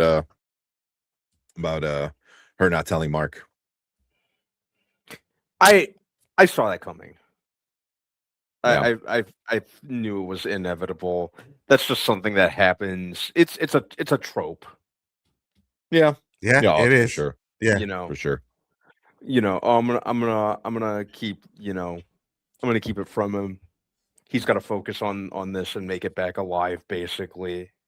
Mhm. And then something major happens. I'm not saying Mark's gonna die, obviously, I mean, but we did see the episode, right? yeah. We saw all More on that 24, later. all Oh, man. 24 feet. Oh man, Only that 24 was. feet. And some. I think Viltrumite might have some an extra 24 feet at that point. But here's a question to your question that you asked, Tank. Right? Let's say she does tell Mark, and Mark decides to go. Is Mark a little bit more careful now while he's fighting Conquest? You know what I mean? Well, is that good or bad? Yeah. Exactly. Yeah. You know, because then it goes back to what happened last season when Omni-Man told him, like, you can't hold back. If you hold back, they will kill you. You know, Yeah. so you know, and then he's kind of fighting to protect Eve. You know, so it's kind of like it's hard to always explain. Like, try to figure out, like, do you sacrifice to keep your family safe, or do you kind of hold back to make sure you see your family again? You know, and that's a hard decision. You know, so because if he knew, would that fight have gone differently? Yeah. Then here's the thing, though. We're also 4 men commenting from our point of view. Yeah. And as a female who is afraid to be alone, like you don't want to be alone raising this child. You already don't know if you want a child at this young age right now at all. You know, as a superhero, you have your own life, you have your own career, you have your own thing, everything going on. Yeah, and then she's trying to figure out her powers, because her powers are things. So she's got that whole mental thing going on with that, you know. And then, now you're pregnant, you know, and now you're pregnant, and all the things that you've been doing could be ask put a on female. hold. So like I feel like Residuum. that's just Mild bear. different. And I agree with you too, because also now Mark's going into this fight knowing he's having a baby on Earth, right? So it could either do one or two things. It could distract him, or it could make him even more like, I gotta kill these guys no matter what. You know Like what I fight mean? harder. But yeah, but he would have been more careful because he would have let go of Conquest's neck when he seen that Conquest was doing, because we all know what that was, right? When he did the hand thing. So he knew it was coming, but Mark didn't care. He was like, I'm not letting go of your neck. Now, if he knows he has a baby, maybe he doesn't let that happen and that fight lasts a little bit longer or whatever, So tough decision. Yeah.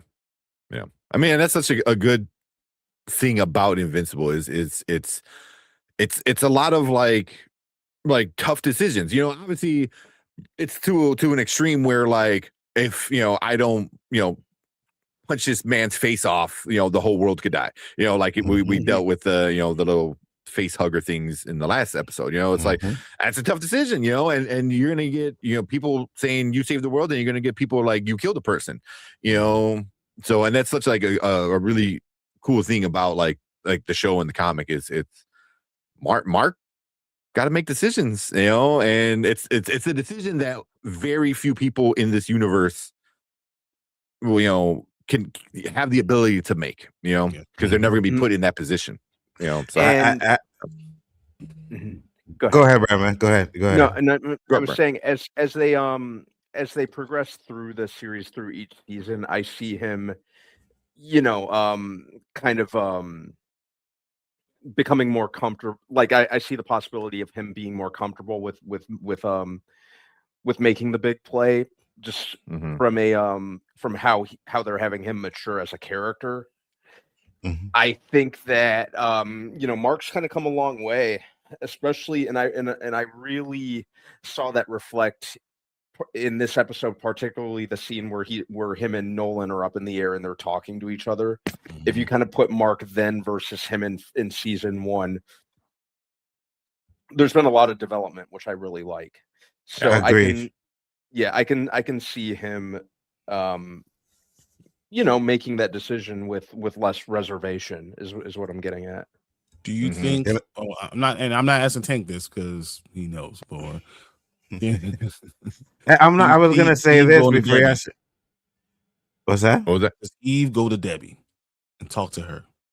Oh, and tell her about the baby. And just because she can't share with her mom, right? Her dad's a piece of shit. Who can you, when you're dealing with something that's that personal, that's that tough? Who else can you go to? Does she go to Debbie? I don't think she does. I think she keeps it until Invincible comes back. But you asked that question. I was so close to going online and finding the comic book so I could know what happens after this episode. Like I was so close. I'm like, no, I want to save it, Because you asked a good question. Like, does she? Because again, we don't know how long Invincible is gone. Though Tank probably knows because he read the comic, right? But I don't know how long he's gone for. Do you hold that secret until he comes back, or do you actually talk to somebody? I think yes. I think she has to talk to Debbie. I think Debbie's the person that she has to, because Debbie lost. It would make sense. She lost her son, her 2 sons, basically, and the dude who hurt her the most, that she loved the most, all that's gone. So she just sitting there. It's a shell of herself, right? And then Eve, who has no one else to talk to, can't talk to any of her friends. There's only one person you can talk to. Yeah. So I don't know. Yeah. I'll be very interested in seeing that. Yeah. So I mean, and then even though I read the comic, they changed some things. Specifically, especially in this episode. We get a tech jacket. We finally get introduced to tech jacket. That's changed. Not a boy. Yeah. So in the comic, it was Zach something. Forgot. Yeah. Here it's Zoe, I think was her name. Zoe Thompson. Yeah. Because they definitely changed her up more. Yeah, named after Leah Thompson, because the daughter is the one who voices her. Leah Thompson's daughter is the one who voices her. Yeah. So yeah, so they changed, they gender swap tech jacket, which at first I was like, I guess I don't really have an opinion one way or the other until she met Oliver, and I was like, Exactly. I can see things happening, and I'm like, okay, I'm not saying that they're gonna like fall in love or anything, but just having another young person teenager in the that group deals with this and fighting on that level. Yeah, it makes Oliver a little less lonely, and then her having this relationship with her father the way that she does, and then him having his relationship is like they are literally the polar opposites. And I was like, I can see how them changing this character, where it complements with Oliver and works with the show. So at first I was like, okay, like Ted Jacket for me was like, it was cool. I don't think it was anything like spectacular in the comics that I can really remember. But now, now by changing her, I like that. I like that a lot. But you can see that Oliver is going to be, and again, I don't know what happens in the comic, and that's fine. But to me, right now, from what I'm seeing, is Oliver is going to be a weak link, man. They're going to have to be saving him constantly. Yeah, you know what I feel mean? like he's going to be a liability. So Oliver is a teenager. He rushes into stuff. He's super powerful. He just rushes into stuff when he doesn't need to be rushing into these things. He doesn't listen when someone tells you to do something. He doesn't listen. That's what all teenagers do, But Oliver will grow from it. He'll become another a special character from it. But as of right now, we're gonna be like, Oliver, just shut the fuck up. Or Oliver, 100%. Yeah. But you need 100%. That for him to get to the where you're gonna need him, because they're not powerful enough without him. Yeah, I mean, and technically he's still Viltrumite, so and they kind of show it a little bit in the show, but you see is like they're kind of like, it reminds me of like a saying, it's like the more you get your ass kicked, the stronger you get, as long as you don't die, so then you already see it with Mark, Alan specifically, Alan's definitely like 100% like get him to the edge of death and then let him heal, and he keeps getting stronger and bigger and shit like that. So, but even with Mark, you see him like, as soon as he got his powers, Omni-Man beat the shit out of him, and then he went on for the next like 2 years of just getting his ass kicked. And we're now, he can fight somebody like Conquest, which is crazy. It's like, he won, but but also Conquest is like one of the top. I mean, granted, there's only a few of them left, but was still one of the strongest guys, in the Viltrumite. So for him to win whatever way he did, it's still like, damn, okay. And is it the same thing in the comic with only 50 Viltrumites? Yeah. The number is like 58. I thought it was like something. Yeah, it's super low, with it. And the last scene that we see in this show, was that like a shot out of the comic book? Where they show where they show Mark on the ground, and they show him with his stuff out. Is that like out of the comic book too? I do not remember his guts being. I don't remember the guts. I mean, honestly, Mark gets his ass kicked a lot in the comic, and very much like that in the show. And it's been probably since season 1 that I read the comic. So I have the first omnibus with me. I have mine over there too. Yeah, so I could probably look it up, but I don't. I know he, it ends the same way more or less. I got you. I don't remember if it's like. I remember he was destroyed. Like he's really messed up. Yeah, but I don't remember his guts being ripped out. I'm not. I don't either. I mean, it might be with it. It also might be just because you visually see it happen, where it's just like him constantly yanking it out. That went on for like that was crazy. It was business days. Such a great that fight. That the best fight so far? Yes, probably. Is that the best fight? Yes, so far? Because Mark said, "You will never breathe again." Facts. And Mark did not care what was going on. You weren't getting another. All you had to do was let go for a second. No, you weren't getting another breath. Period. I don't care what it takes. I will murder me to murder you. That's what he told him. I'll murder me to murder you. Like, I don't care what's happening. Well, he said some shit about Eve. He goes, "Oh, I wonder how. What did he say? Like, how her blood tastes or whatever the hell he said." Yeah, Something can't wait to taste her blood again. You're dead. So Mark was a bad dude in that episode, man. I was really like, yo, Mark, he was getting punched in the stomach and he just did not let go of this dude's neck. Mark had that dog in him. Yeah, it was a G, bro. That was a G move. Well, then like Kanko's kind of like, he goes, "Oh, didn't I already killed you?" He goes, "Yeah, it was more your girlfriend," which he ain't wrong, but I'm sure that pissed him off a little bit. It's like, he's like, "Oh, I'll show you." But yeah, but we haven't even got to the point or the any part where like Mark being pissed off at Cecil. He's like, like, "You son of a bitch. I just started trusting you again." And then that's gonna be crazy. And you know what you're gonna end up having to do? You like it, someone's gonna have to be the voice of reason to get Mark to not kill Cecil. Again. How many times? It's like, how many times is he almost gonna kill Cecil? What did Cecil do? Did I miss something, or did they not show what he does? The one that brought back Conquest. Kept him alive. Oh, that. Yeah. Okay. Yeah. 100%. Told him he was dead and had him hidden there. Yeah, that was crazy. Yeah. They thought they can just like lock him up in this like case thing, and it was like, come on, Facts. Like seriously. Yeah. But this episode was great. Even we got to see. Already, I saw so many photoshops of oh my god, Steve Harvey as that Viltrumite that we saw. Oh yeah, I haven't seen any of those, but I believe it. Oh, it's so good because like obviously all the Viltrumites have big mustaches and shit. So bald head, big mustache. Come on, he's waiting for him to say. And then the leaderboard says,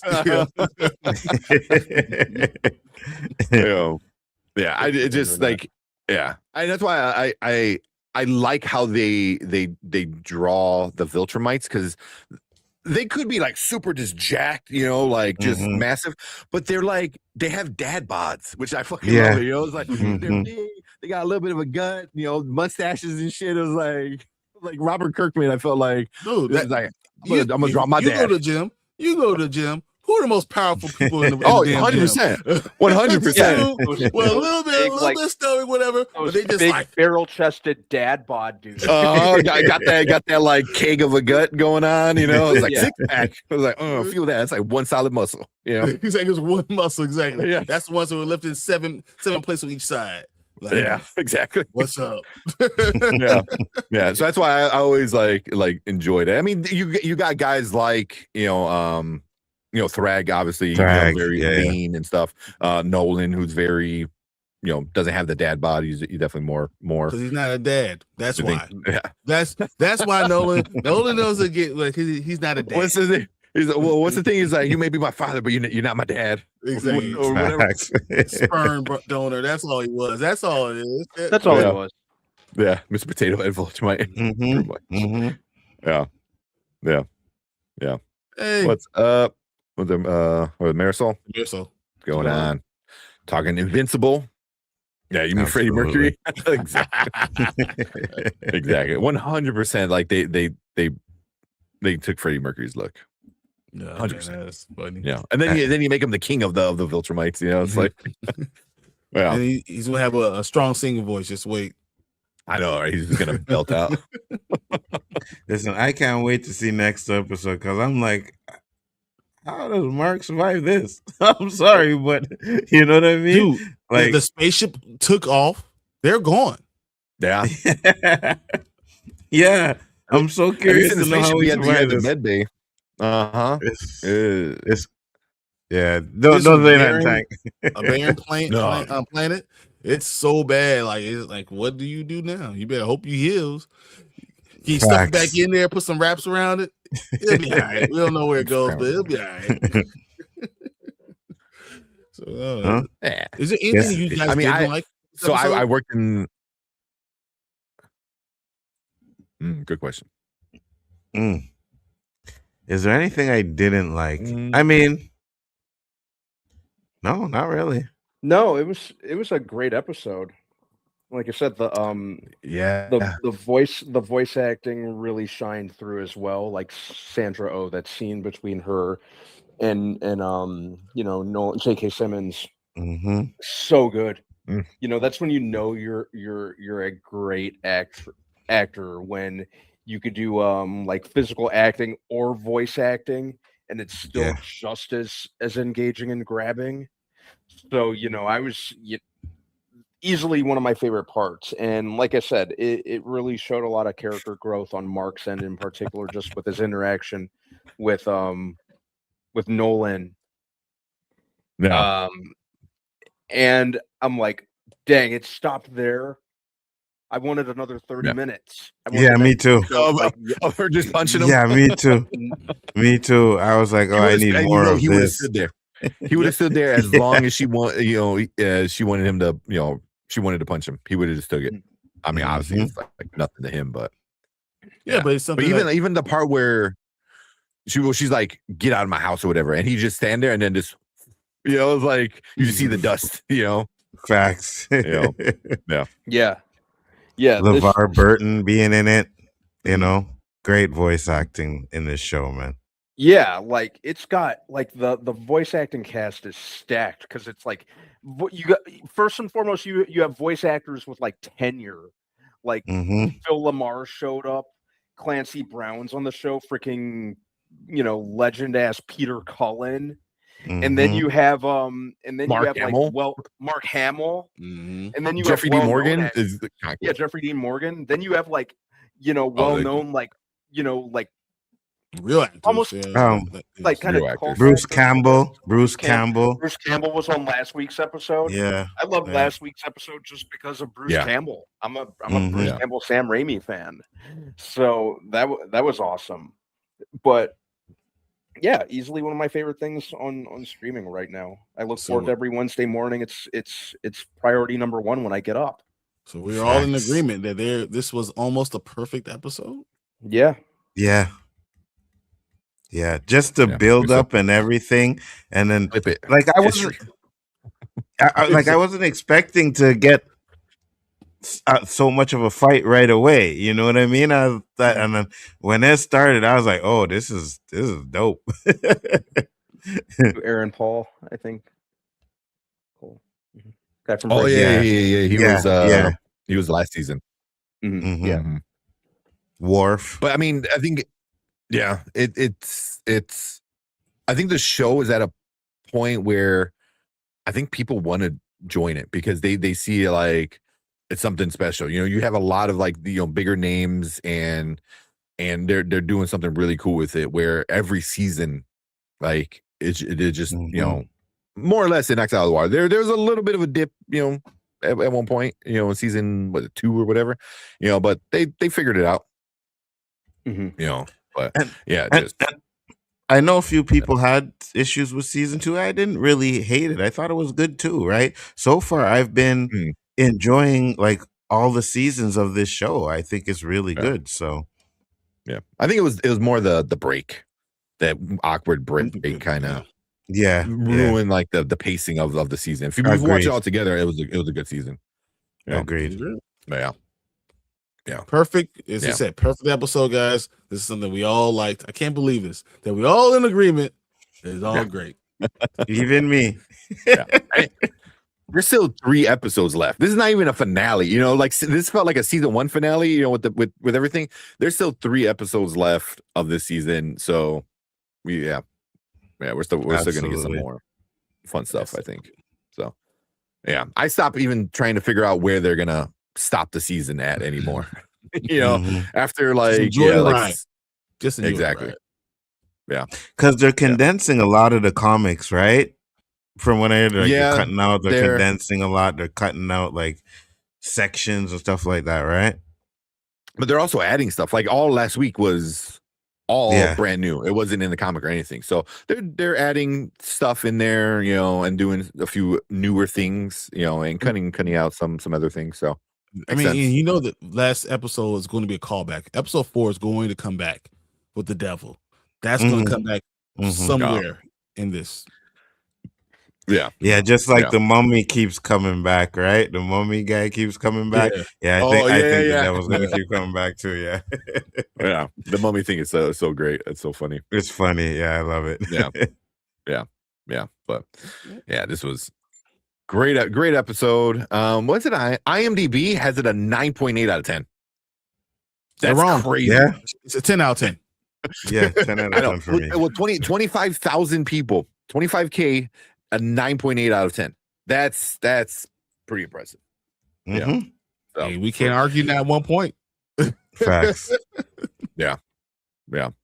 But yeah, cool. Yeah, we'll be back next week, Thursday, talking about the next episode because man, we still got 3 more episodes left. We got 3 more weeks of Invincible, and then hopefully we don't have to wait too long after that. But yeah, why can't there be more?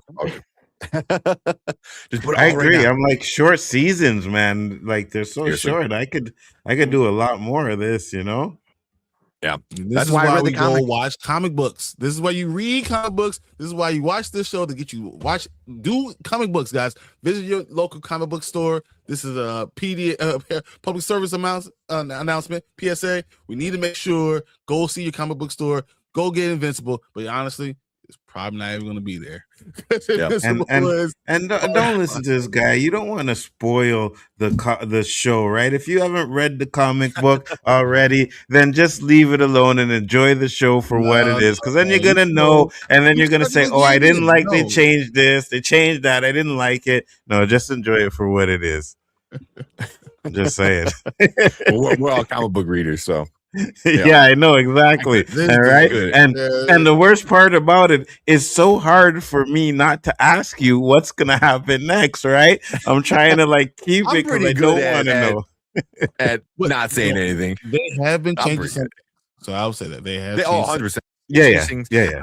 There's some stories that I'm like, how are they gonna do this in the comic? And I can see them just cutting it out, or condensing it in a way where like you still get the outcome at the end of that arc, and not have to spend a big chunk of it, so I got you. But Amazon keeps giving it less money and it keeps doing bigger numbers, so make it make sense. They keep giving it less money. Why? Less money. Yeah. They keep investing less and less in from season 1 to season 2, 3, 4, like it's wow. And then you can kind of see it. A lot of people complain the animation looks a little lacking. I haven't noticed. Maybe certain characters. I know last season there's like a few characters that were the same exact character with just different hair because they needed to save money. So there are things that they do where characters are talking but they're not on screen. That's a big thing. So there's things they do that they need to save money on, but it's good. And, if it's well done, then that's all that matters. So yeah. So, but cool. Yeah. We appreciate Anzo coming in, hanging out with us, talking about Invincible, episode 5. So like I said, go check out Bigger Ford Entertainment, check out Chaos Central, check out Brian and Bigger Ford on Saturday. I was gonna say Sunday, on Saturdays. Talking all like movie comic book stuff on the Rewind. So, and that's on both channels. But yeah, Anzo, always a pleasure, man. Always appreciate. Anzo's in trouble this week. I get to control it this week. I'm going to heat this man so bad. I'm just letting you know. I'm not worried. I'm not worried at all. There's gonna be like 1 week where you're just gonna be AI. He's not even gonna let you in.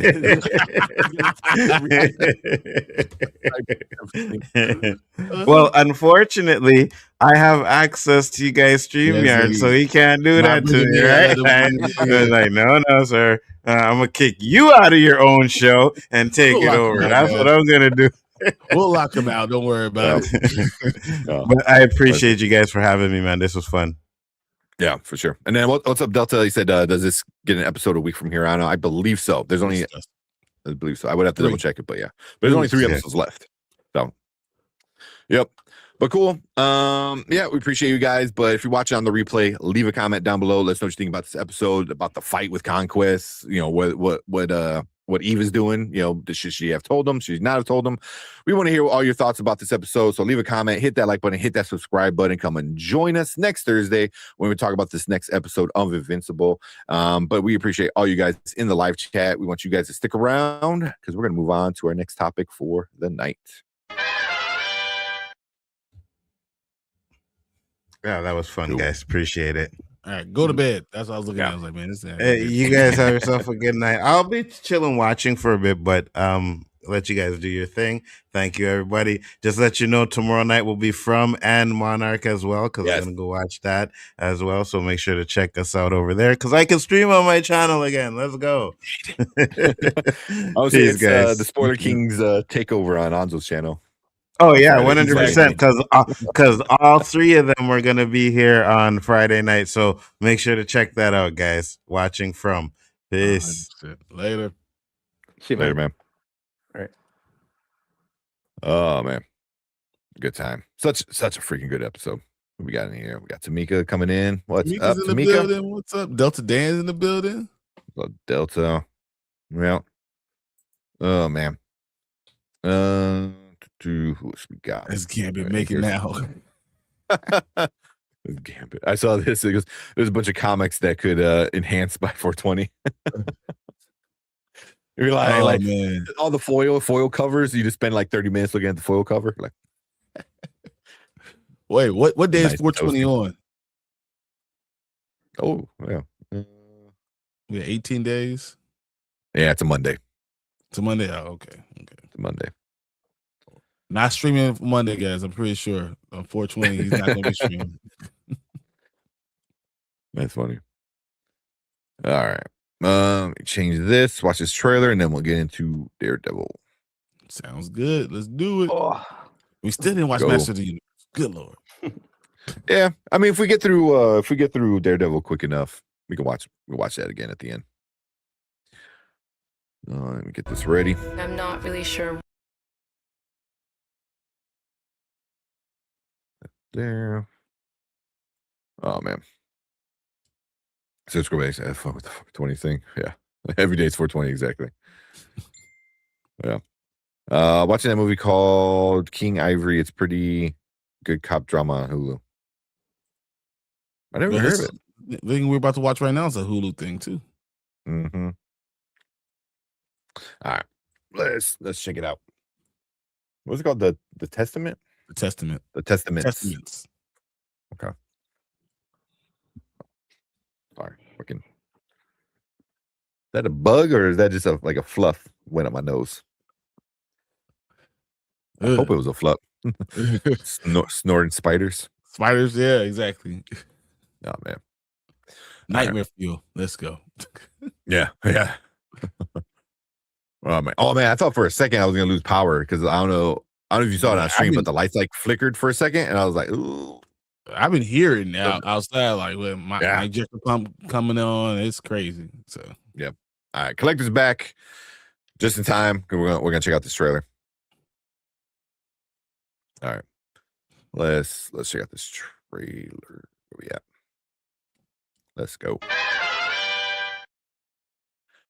All right, what is up? Welcome to the Spoiler Kings. We have another trailer reaction for you guys tonight. This one is the new like Handmaid's Tale universe side story kind of thing that they're doing on Hulu. The Testament.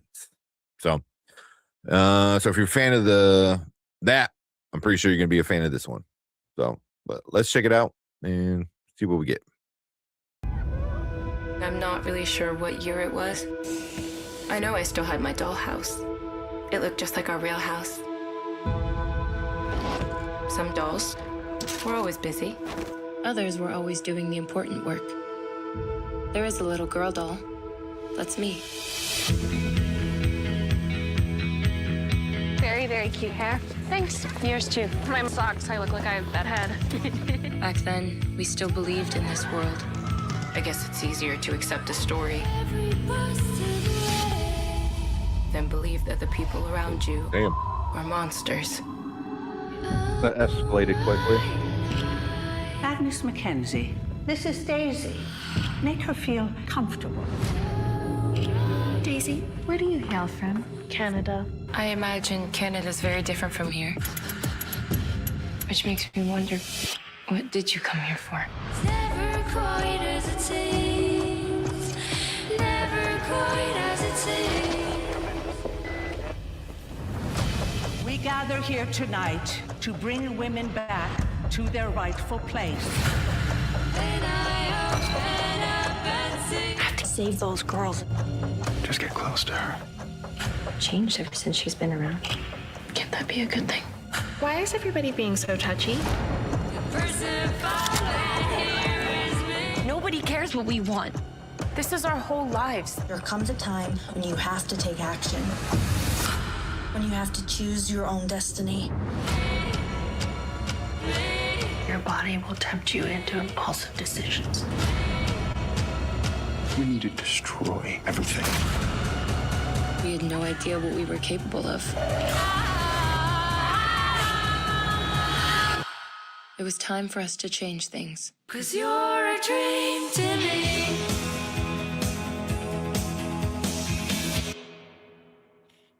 Okay. What do you think? Definitely looks interesting. Could be a cool companion piece to The Handmaid's Tale.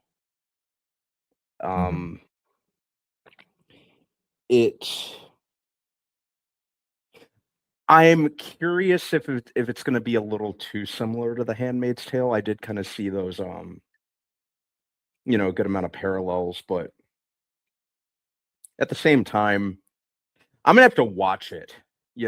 I'm gonna have to watch at least the first episode or two to see if it's going to be its own animal. Mm-hmm. But yeah, I really liked Handmaid's Tale, so I'm definitely checking it out. Yeah, Tamika said I was rocking with Handmaid's Tale. So check this one out. Yeah, what do you think, Brian? Did you watch it before? I'll check your mic. Why you do that? Sorry. So why he does that? I haven't seen Handmaid's Tale. So I'm kind of, I know the basis of it. I kind of like what it's about, but like this is all kind of like new for me. So, what about you, Brian? I don't know. It's coming out the wrong time.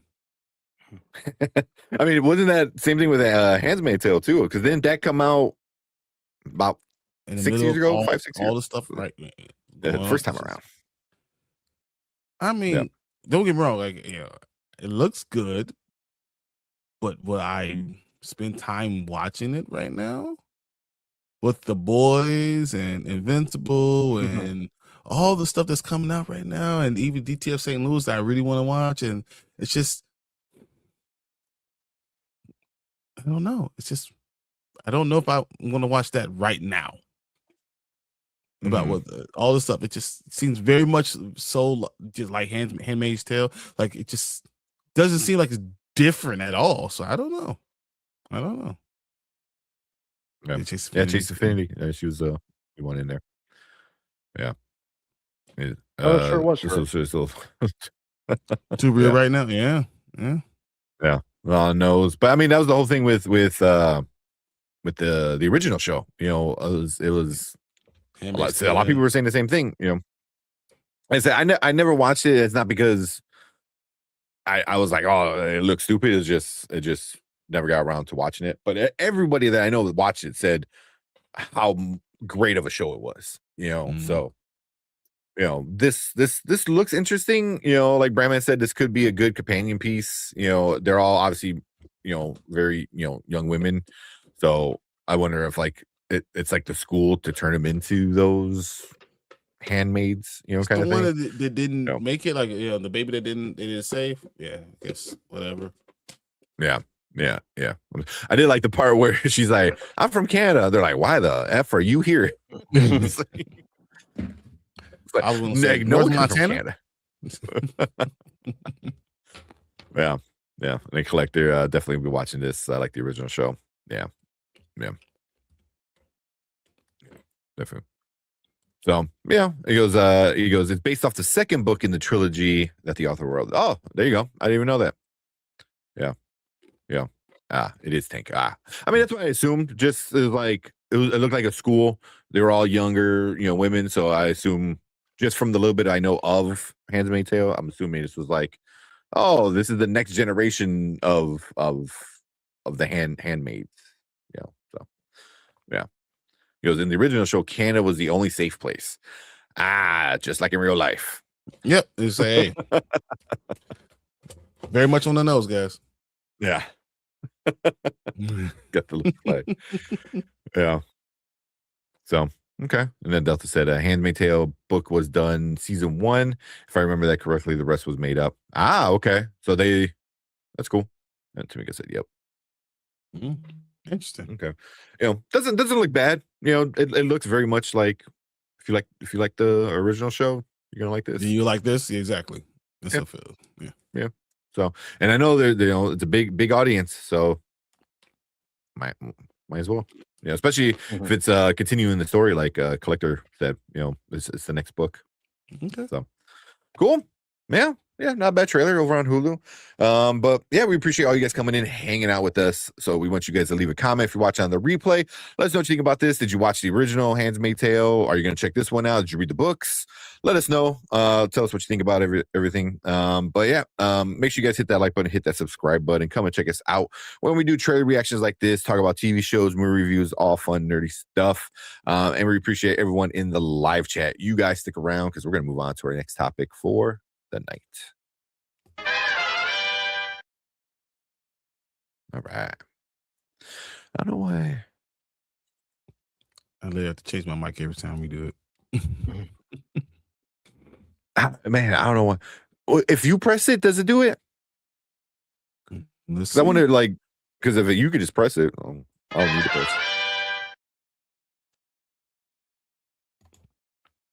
Nope, it's good. We're good now. So good. Yeah. Yep. So if you want to do that, if you just want to hit the transition. I just need to just check my mic every single time we do it. That's all. Yeah, just like leave the menu open. Yeah. See it's supposed to be about her daughter that was left at the end of the season finale that she never saved. Okay. It was done from the author for the rest of the seasons. Right. Talking about He-Man. You guys want to watch He-Man? I didn't know that. I'm always down. I saw it. Let's watch it. Let's do a He-Man. Should we talk about Daredevil first?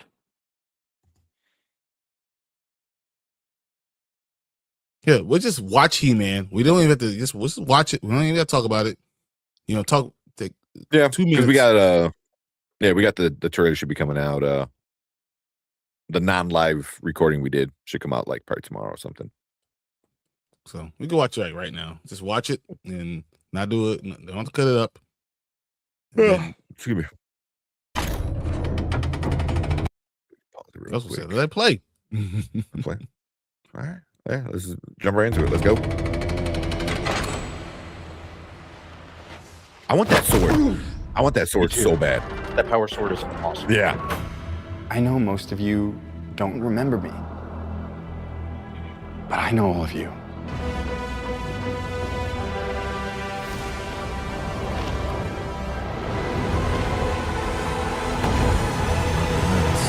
And they still haven't showed the sorcerer.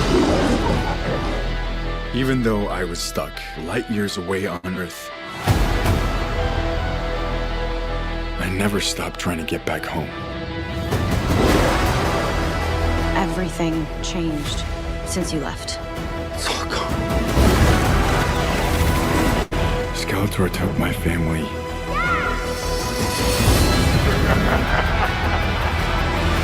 And he destroyed our world.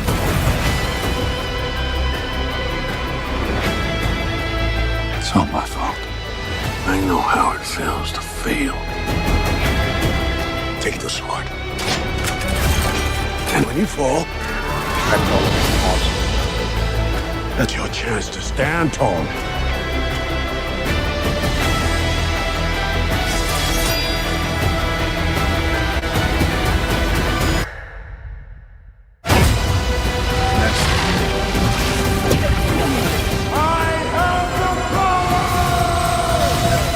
Let's go.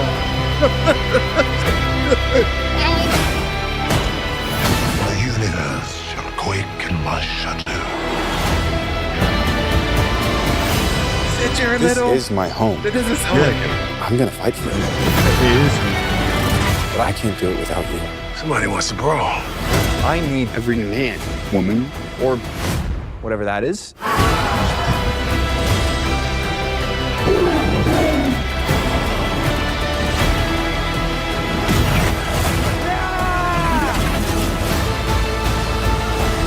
You may have the power, but you're too scared to use it. Trust me, I know how to use it.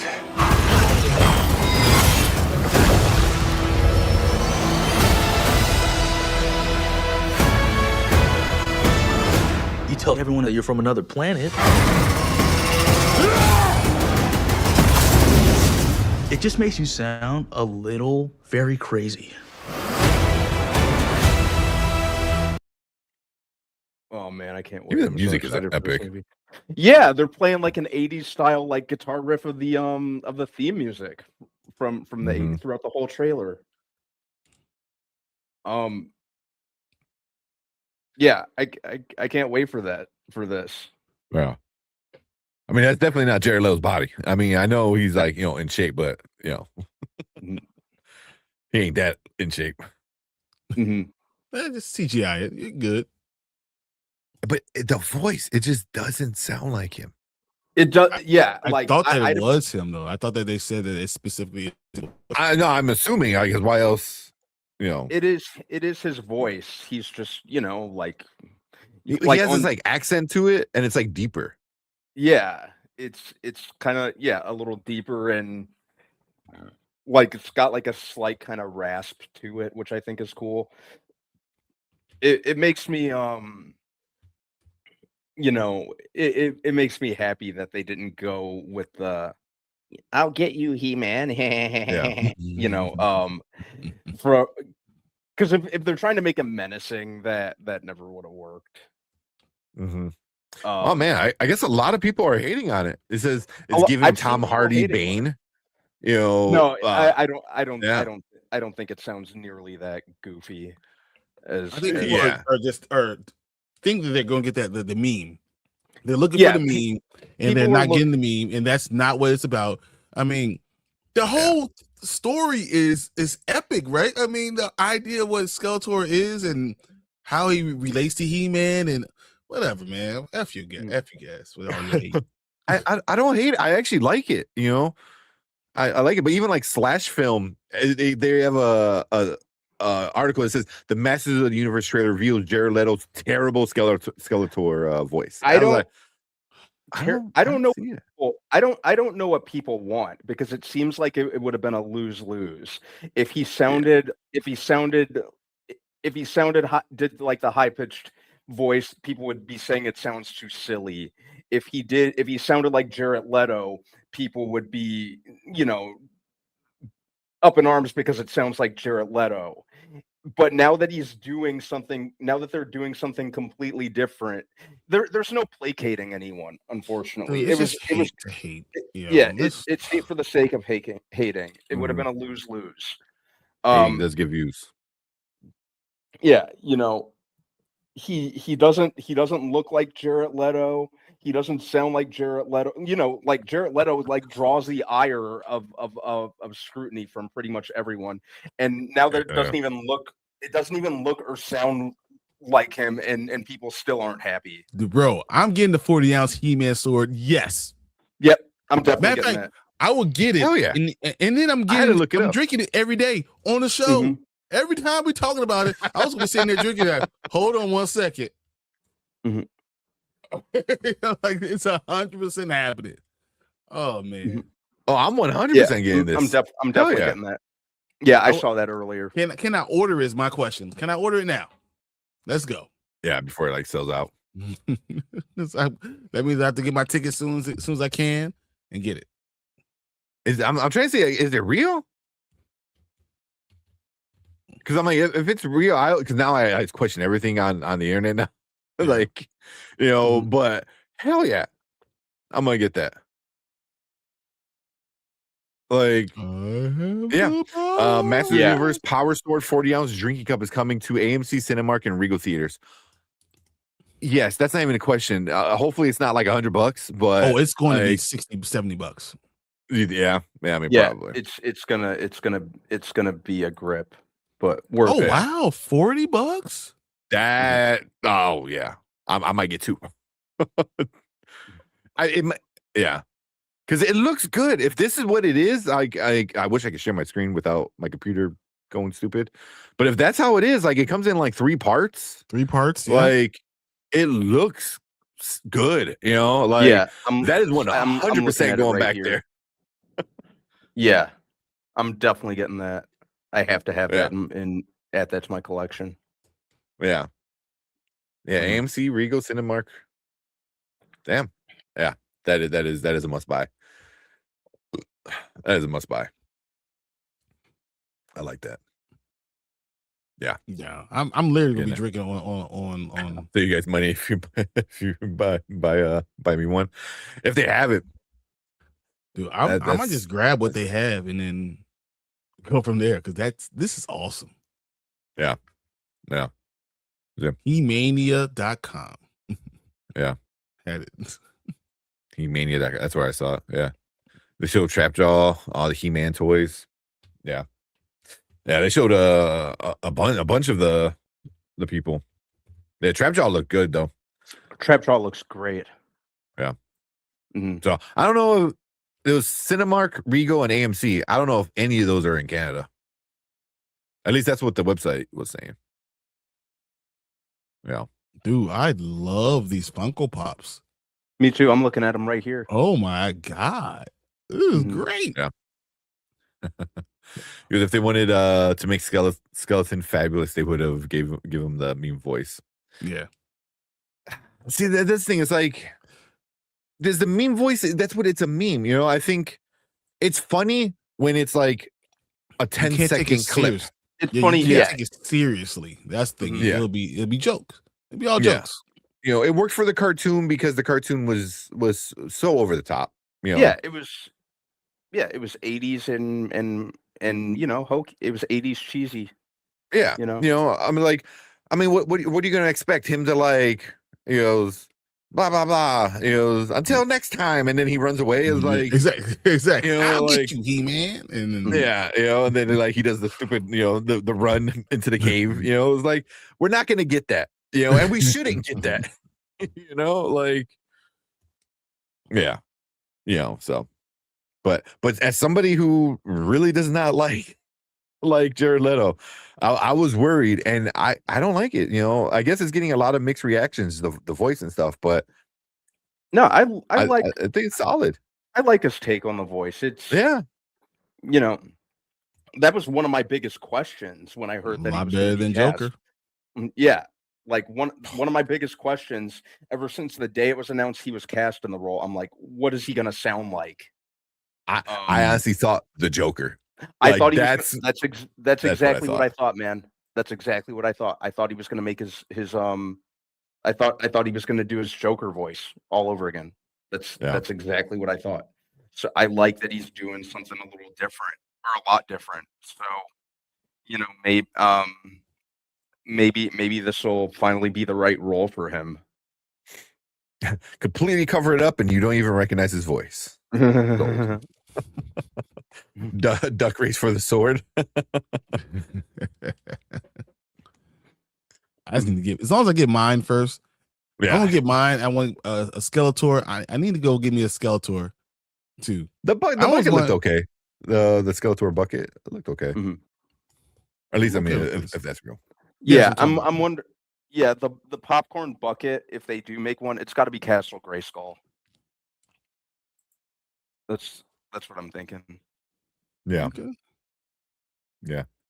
Yeah, I got. This is why this is so dangerous. This is why this is so dangerous because we're gonna not talk about Daredevil. We're focusing on He-Man because we love He-Man so much.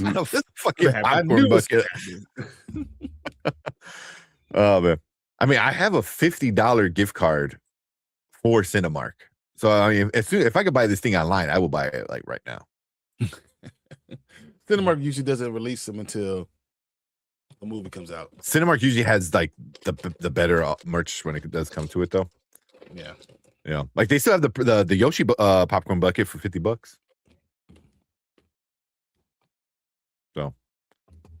Oh man. But cool. That was awesome. That was a good trailer. Really good trailer.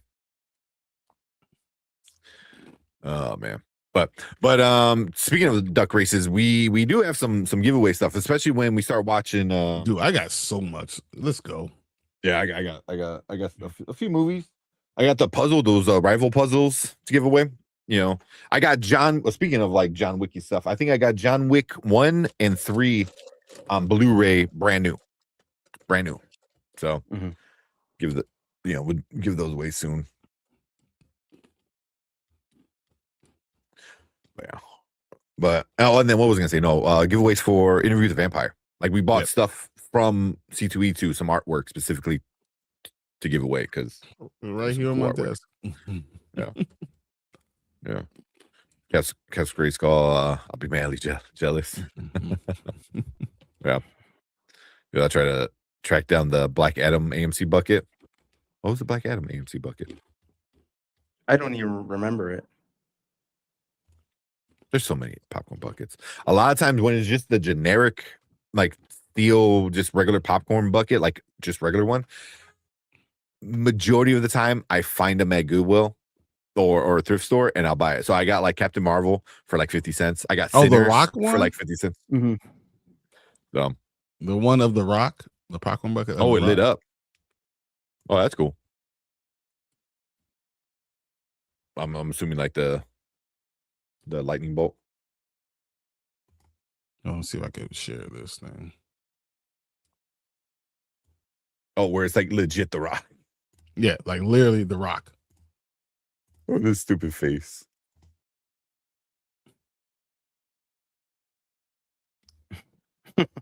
That's the one I saw. $30 ain't bad. How much shipping? Well, plus $25 shipping. Ah, dang.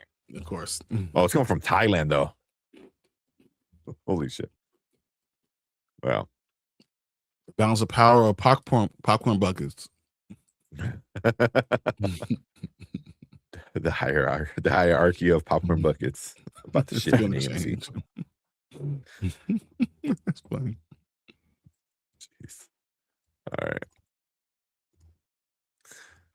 Oh man. All right, let's talk some Daredevil. We just played the trailer. We're not gonna talk about 20 minutes later. Yeah. Oh, man. I can't scroll. Can you change the media asset? I made a background for it. I don't know why it does that. Well, it always changes your mic. Something for me and something for you. Yeah. Yeah. Like I literally like can't scroll. I can scroll in the comments, which is I guess the more important thing. But the media asset, I can't change anything. Oh man. Well. So all right. 5 minutes. Picture. Exactly. All right. It was not the Rock. Oh, just the regular bucket. I have the regular bucket, I think. It was super dope. It was super dope. Yeah, let's just get into it. Let me pull up real quick.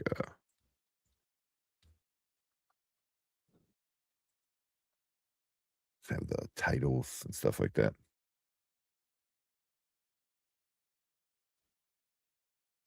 All right, good night. All right, Ace. You going back to KC in the morning? And the skills. All right. Gotcha, man. Oh, really? Going okay. Cool. Yeah, because he's in North Carolina right now. Yeah. Remember? Oh, that's right. Yeah. Be safe. Be safe. Have fun. All right. Check the DMs. You want to pull that up real quick before we get into the Daredevil?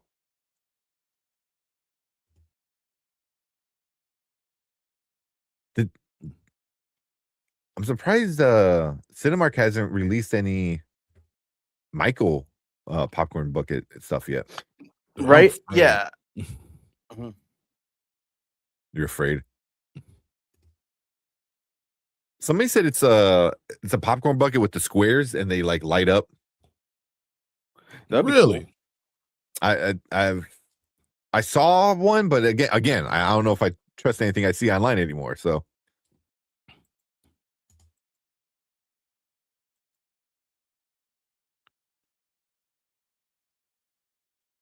Black oh, that one. Yeah. That one is dope. Mm-hmm. That one is dope.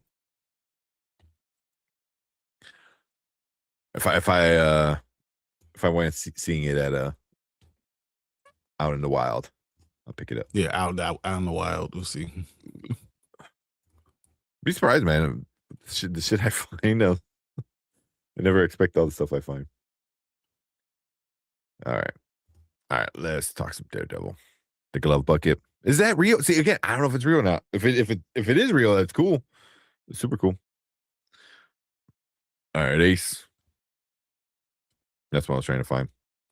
And I'm assuming it's like super expensive on eBay or online. Like $40. That's not too bad. Well, what's shipping?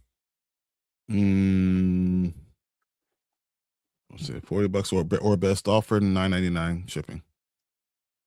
Not bad. $10. $10. Probably offered 30. You only pay 40. Pizza movie looks funny. Wait, what pizza movie? I'm sure you're talking about. All right, let's get this going. We've been doing pretty good with time, honestly. So I know it doesn't sound like not it, ruining it. yeah, I know, right? Like, we got a lot done on a lot of trailers, a lot of stuff. So let's do this. All right, let's go. All right, what is up? Welcome back to Spoiler Kings. We're talking Daredevil Born Again season 2, the newest episodes, episode 2, Shoot the Moon, and episode 3, The Scales and the Sword, which after watching that episode, that title makes so much sense. Yes. Yes. But yeah, so episode 2, Shoot the Moon, Fisk tries a new tactic to lure Daredevil out of hiding. And then Scales and the Sword, episode 3, Matt Murdock and Karen Page find new ally. Quick little synopsis from IMDb. But yeah, we'll talk a little bit about the first episode, or technically the second episode. What you think about that one, Brian? So episode 2, I thought it was gonna be terrible. I literally thought this was gonna be terrible. I was like, it's gonna be all set up, and I thought it was so good. I enjoyed episode 2. I enjoyed even the talking, the setup, the nuances of it. I thought all of it was good. Even the idea, Fisk is a genius. Yes. Yo, I want to find Daredevil. Legit. Did we tell them that Daredevil's Matt Murdock? No. You know what I should do? Let's tell him how much of a hero he is. Let's say, hey guys, we need to figure out a way to find this guy. He's in trouble. We need him. So now he can't go out as Daredevil and can't go out there as Matt. Why is Fisk so much smarter than Matt Murdock? That's my big problem I'm having out of these last episodes. Because he's not thinking forward. And it's almost like Matt is playing checkers and Fisk is playing chess. And that's what we're seeing out of these episodes. It's so interesting, so cool. I'm loving Matt Murdock, what he's doing. I hate the system. I hate the society. And it's really showing almost like what we're going towards. It's literally showing what we're going towards. If we're going to keep on going on our trajectory that we're going as a country, you see what New York is, we can end up being that. Could the scenes that we're seeing from the ATVF, whatever that is, can we see that exact scene come out of Minnesota? Would you not be surprised? Have you not seen, you touched me, you assaulted an officer, let me take you in? Come on, man. We saw see that in real, like just normally, we see that on camera phones every day. This is this is a real thing. It was so good. So that first episode 2, great. Really, really, I mean, really, really good. I really enjoyed it. So If we're just talking about that first one, yes, let's go. I'm all about it. Yeah. It was kind of because I was kind of going off of what you said, where it's like it's gonna be more of like backstory and build up, and then the third one's gonna be like it. But the second one was like it was fun. It was fun. It was entertaining to see the battle of the minds kind of happening. Going on. Well, you know, Matt's losing all battles, all minds. It's losing it. Yeah, definitely. What you think about this episode 2, Brandman? It was awesome. It's like the showrunners decided maybe we should actually have stuff happen this season. No, I like it. And it's not even from an action standpoint. It actually feels like they're progressing the story. They're actually going somewhere. They're moving forward this season. And it is nice to see like Kingpin kind of Fisk, a villain being a have villain. have the mental kind of one up on Murdoch, or just from a strategic standpoint, painting him as a hero to kind of to kind of smoke him out. Basically, it makes for really a lot more kind of engaging, more of an engaging story this time.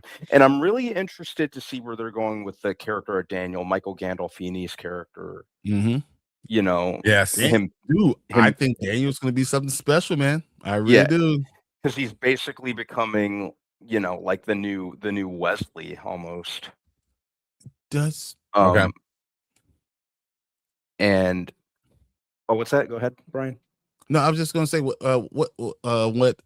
what's his name? Chuck, or what's the bodyguard guy? His bodyguard. What's his name? The English guy? Yeah. The one who's going to with the doctor soon. yeah, right.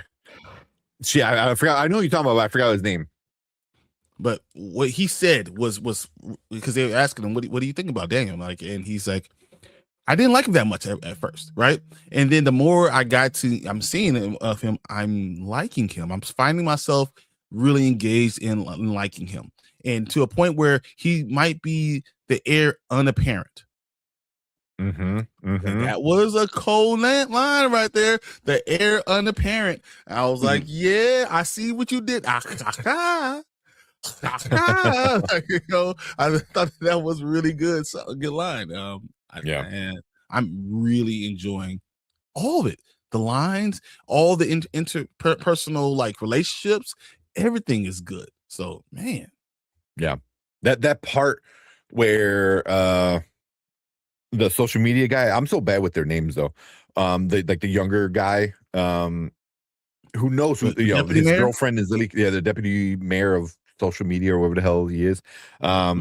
Where and the British dude is like, oh, how can you get these people to talk? He's like, I just made you eat street meat.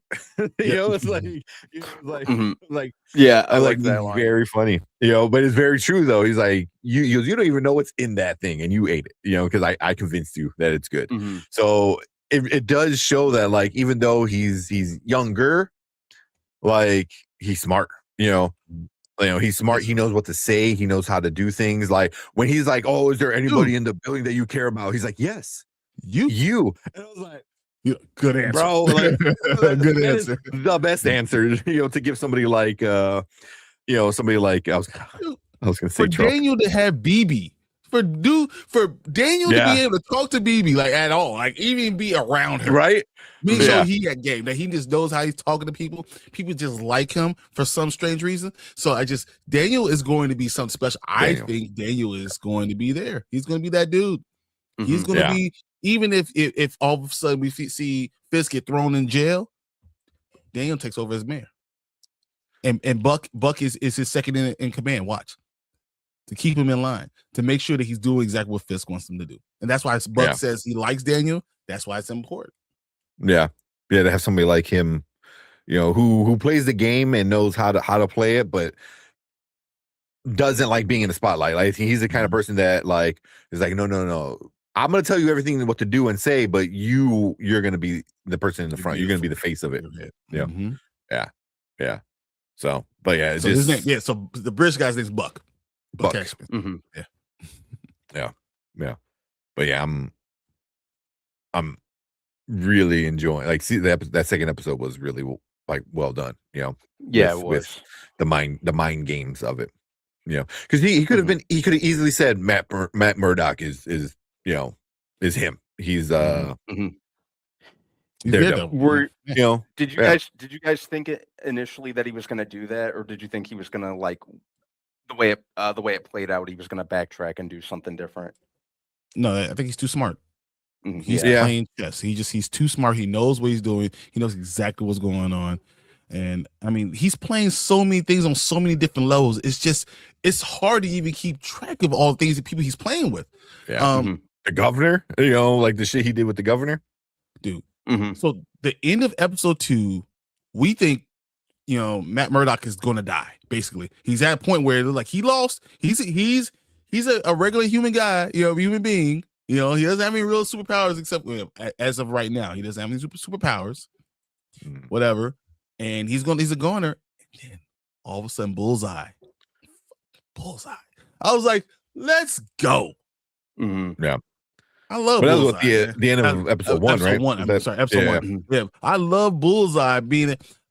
I think Bullseye is going to be the enemy of my enemy is my friend. I think so too. A little bit. And like Wilson Bethel is just so good in the role. He is good. Yeah. He's so good. Just kind of like that nuanced, kind of silent menace almost. Yeah, so good as the character. Yeah. I even like with Karen, because Karen, like, she's so, I won't say jaded is a good word, but she's so like, she's at a level that she's never been before, where she's like so defensive and so angry and so ready for revenge. Where that was another good line. Yeah. And when she was talking about it, she goes, oh, he's playing both sides. Like by protecting you, he makes it look like you're at fault, but also pisses off Kingpin, so like he's able to like, Bullseye, he's able to like, no matter what he does, he wins, you know what I mean? So like he pisses him off and he makes him look, not good, so, but I don't think, sorry, but no, I was like, I don't think he's purposely making the Daredevil like look like a bad guy. I think he's legit trying to help him, because he wants to get Fisk, but yeah, I don't know. I loved what Karen was saying about Frank.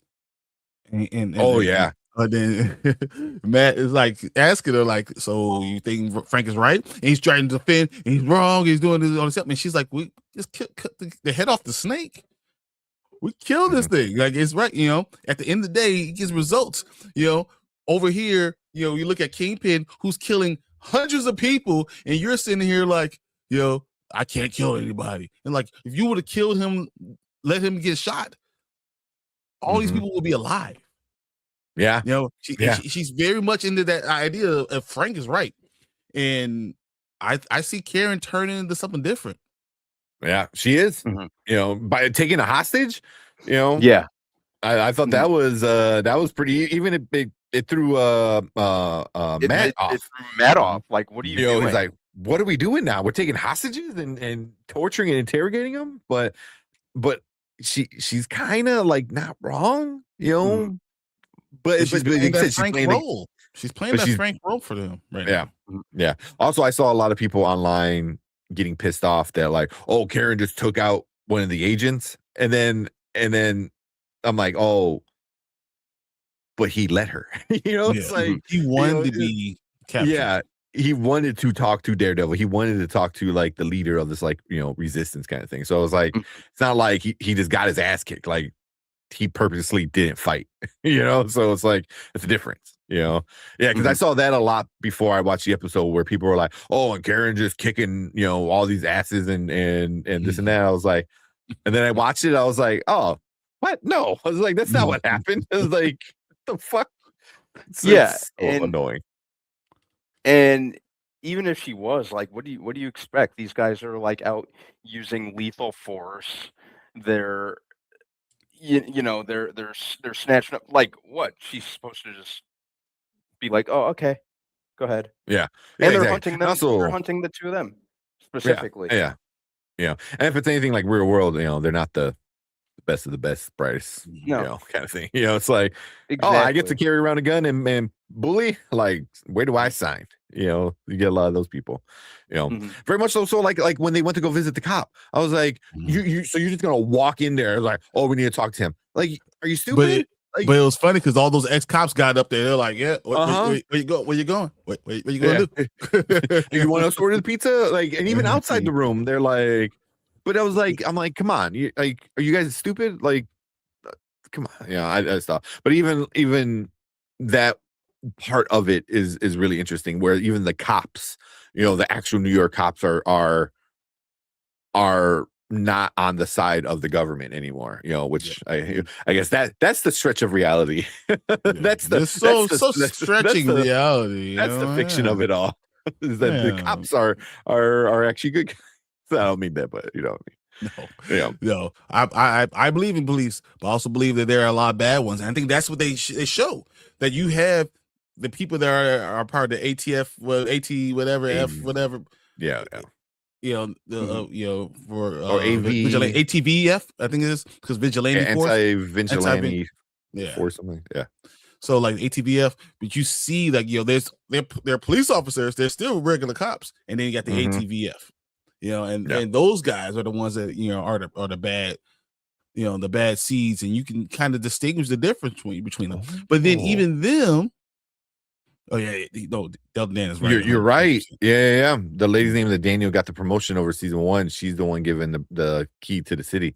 Is that a little bit of a spoiler then? Well, I think we're gonna see something with Kingpin, and then that he's not going to just keep on getting everything that he wants, even though he's outdoing Matt at every turn. Everything we're seeing, Matt is even stupid. Look, the best scene in episode 3. What's up, Lawrence? We'll talk about Mario in a second. But the best scene in episode 3, the prison break. Oh my God. Oh, so good. Yeah. I'm like, dude, that the way they shot it, everything was just so well. Swordmaster was phenomenal. If I'm in jail and I need someone to break me out, I need Daredevil and Swordmaster come get me. I need Karen driving away. That's what I need. I need them. Go ahead. Let's do this. Let's go. You get me out. I have no problems. So that prison break scene was awesome. Everything about it was awesome. From the way that it was. Sorry. Just I like how the fight scenes are like really stylized, but they still manage to be grounded. It suits Daredevil. I really like what they do with those. Like I like the martial arts choreography. I love the way he uses his billy club. Like imagine getting hit with that thing. It's almost like you can feel it from But there's that one shot where like the guy's kind of like in the foreground of the camera, and when he throws it, it kind of comes at you a little bit, on an angle. Yeah. But man, this is so good. Can I ask you guys, what did you feel about the court scene?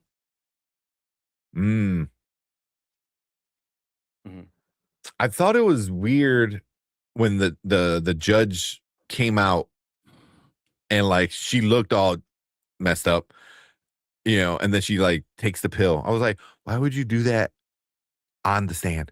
Like, why would you do that? Like, why would you do that? Like when you're up there, like do that shit 2 minutes before you get up there, in the back, but I get it. It makes her look like she's kind of like over the shit, kind of, because even the two guys came out and they're like, oh, hey, suck it up, so I don't know. I just felt like it was kind of like a weird moment. Like I felt like that should have done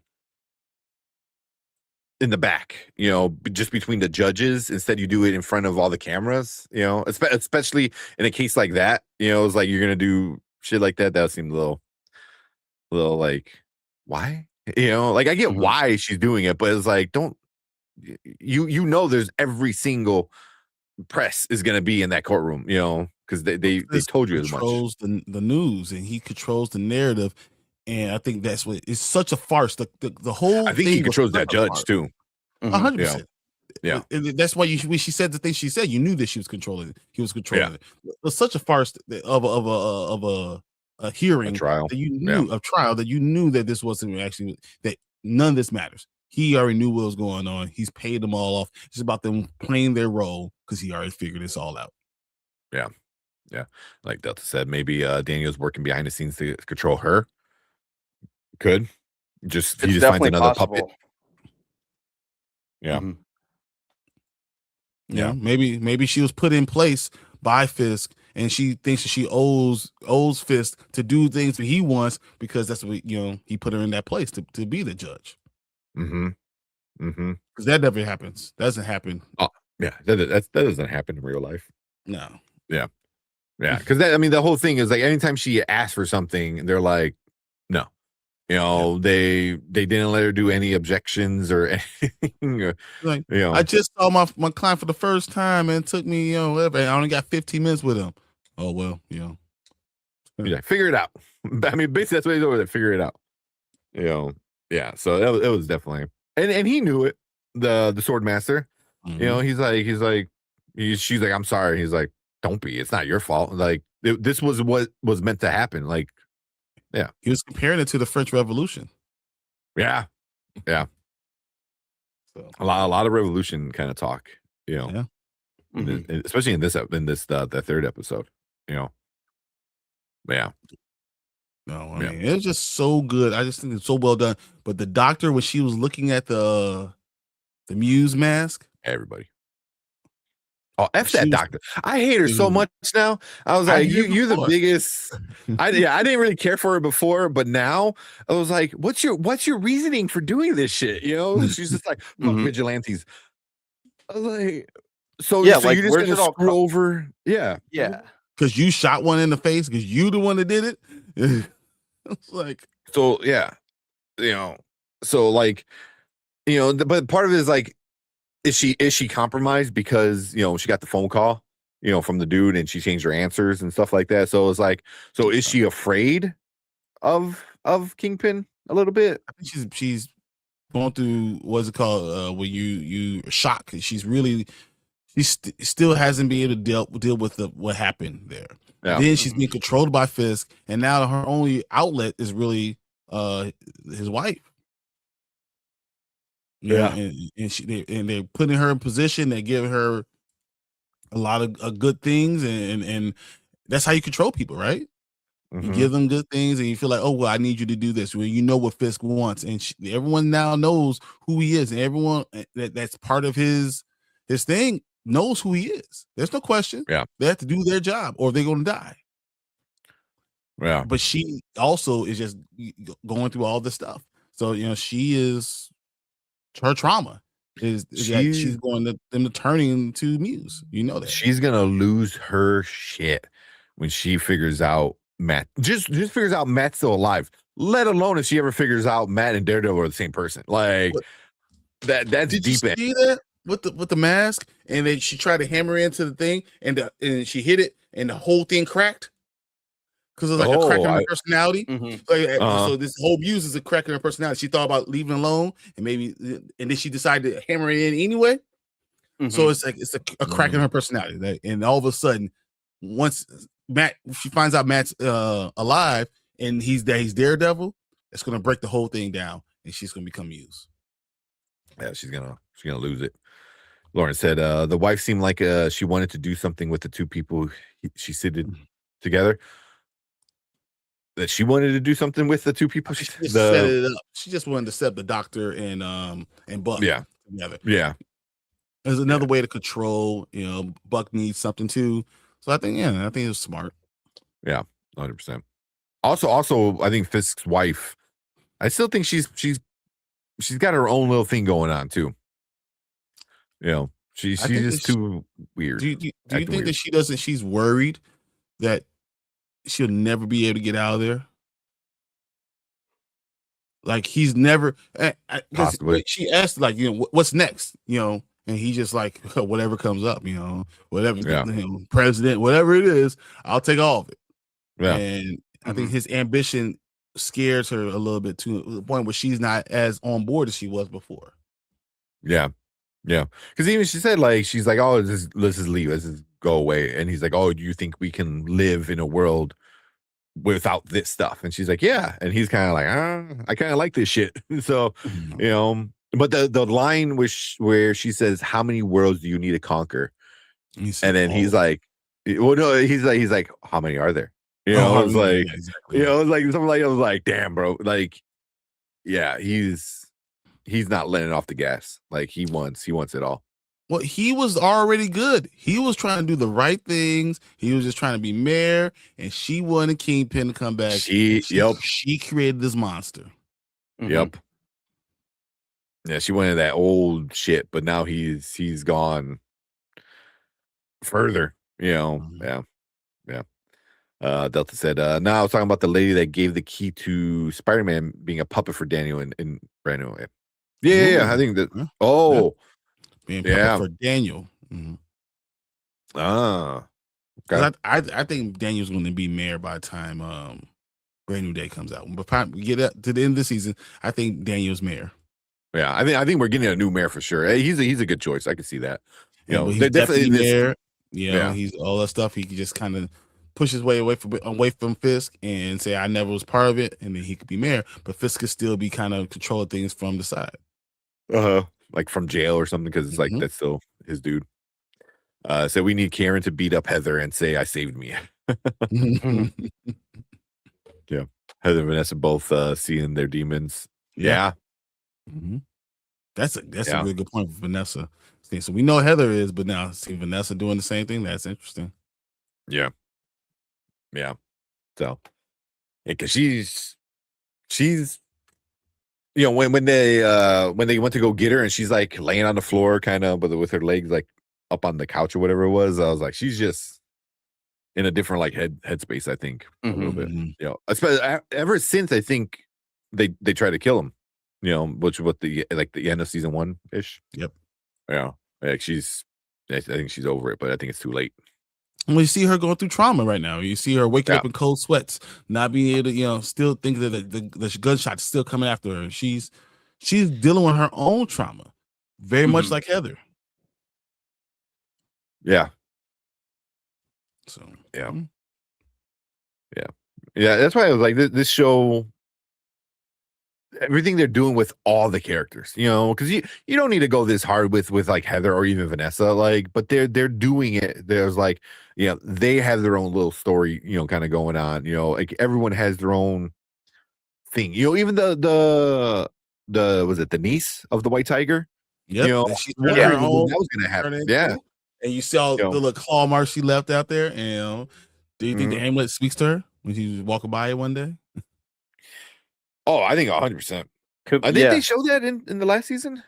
Like she kind of looked at it and got that urge. Yeah. Yep. Yeah. But yeah, I'm glad they're doing that. Seeing her, get the power.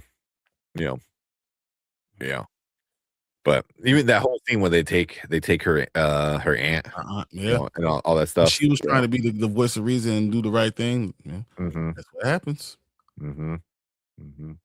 Can I ask you guys, what do you think is going to happen in the next episode, episode 4? They got to deal with the fallout of that ship getting blown up. Because I'm assuming Fisk is going to blame it on Daredevil. And like, oh, he killed innocent men. I told you Swordmaster was a mass vigilante. I proved it to you, and they blew up this thing. That it was obviously him and Daredevil that started this whole thing. Yeah. Oh, he killed all these men that I was trying to get to do all this stuff. Yeah, I thought he was a hero, but no. Yeah. Well, when's the boxing fight? Did they say who he's fighting in the boxing charity thing? I didn't see who it was. I didn't see who it was either. Yeah, I never paid attention, but I know even that part when the trainer was like, "Oh, I didn't know you were so weak," and he just gets up and one punch, one hit a quitter, knocks him across the room, into the mirror, breaks the mirror, like, oh my god, all bloody and stuff. That's why. Go ahead. Speaking of which, is it me or are they making Fisk like kind of like more like are they giving Vincent D'Onofrio like more like padded suits to make him look progressively wider with each season, or is that just me? He's definitely getting bigger. Yeah, Yeah, he definitely looked bigger Mhm. than other seasons. To But I kinda think, yeah, to I think, kinda but that's like what they did, right? From yeah, to season like one to maybe now. reflect more of the comic counterpart. That I don't know. That's just something I just kind of Yeah. perceived it as. I might be wrong. Because I think at the beginning of season one of, well, at least last season of Born Again, he was thinner. But I think He as was. he's becoming more and more Kingpin, he's becoming Mhm. More rage. bigger. He's getting bigger and bigger and Mhm. bigger as his rage Yeah. increases. Yeah, I mean, by the end of the season, he might be the Into the Spider-Verse Kingpin, where it's just this giant blob and a little head. This is yeah, literally the size of a house. Yeah, and it's just a little head, like not in the right spot. That's some of the funniest Kingpin I've ever seen. The way they drew that in that movie, Spider-Verse across or Into the Spider-Verse. Mhm. Yeah. You know, but I wonder, because of who he is he gonna lose his temper and is he gonna kill whoever he's boxing? Ooh, Like, is he gonna lose his temper? Something's gonna happen. That's how he goes to jail. It will not. No, maybe not. It goes to jail, but you know, people start seeing the cracks. They start seeing that video that what's her name was it BB is making, you Mhm. know, and they're like, oh, maybe that stuff is not too far off, you know. Does Daniel kill BB? Ooh, good. I want to say no, but Could you see him going that far? I'm not sure. Yes. I don't know if that's what going to ingratiate himself with Fisk.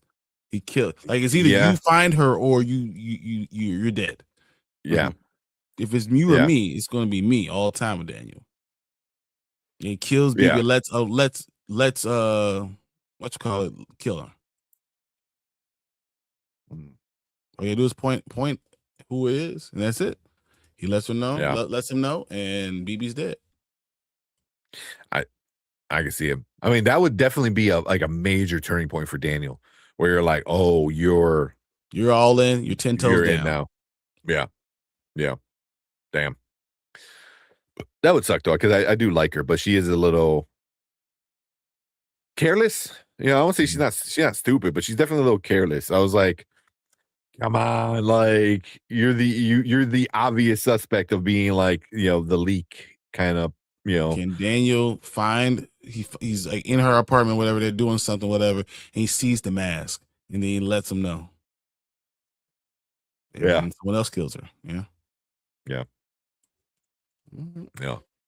I can even see her setting up. What if she like sets up Daniel with it? You know, like because Fisk is already kind of suspecting him. What if like she uses that and like puts Daniel in a real tough spot? You know, I just think Fisk already knows Daniel's with for him. Yeah. So it'll be hard to see, but could it happen? Yeah. Yeah. Because I think he knows. I think Fisk knows Daniel figured it out. Daniel knows like who the leak is, and Fisk is playing that game. He's like, Waiting. all right, I know you know. Either figure it out, or I'm about to figure it out. You know, that type of deal. He's gonna. No, I won't kill you because I can't Yeah, trust well, you. yeah. If I can't trust you, I'm gonna kill you. Yeah. Yeah. But yeah, man, this season is pretty good. I see. I mean, like I say again, I see a lot of people talking shit about it online, and I don't get it. I don't get it. I really liked both. It's really well done. Season one, I wasn't a season one fan. Season two is hitting all the right notes. So I have no idea what they're talking about. Yeah, same. Yeah, and we haven't gotten to the good stuff yet, man. Wait till like Jessica Jones comes in. I'm pretty sure we're gonna see Luke Cage, and then Anzo might hate it then. I feel like we're gonna. Yeah. I think we're by the end of the season. I think we're gonna get the Defenders, at least majority of them. I would like all of them, but I think we're gonna get majority. Daniel Rand more. We're gonna get Luke Cage. Ooh, I think that would be Daniel something. Rand. I wouldn't rule it out. Yeah, I wouldn't rule it out. Mhm. I wouldn't rule it out. You know, I can see that setting up like, oh, we're going back to Netflix. You know, kind of stories again, with that. 'Cause that's one thing with the fight scenes, specifically this season of Born Again.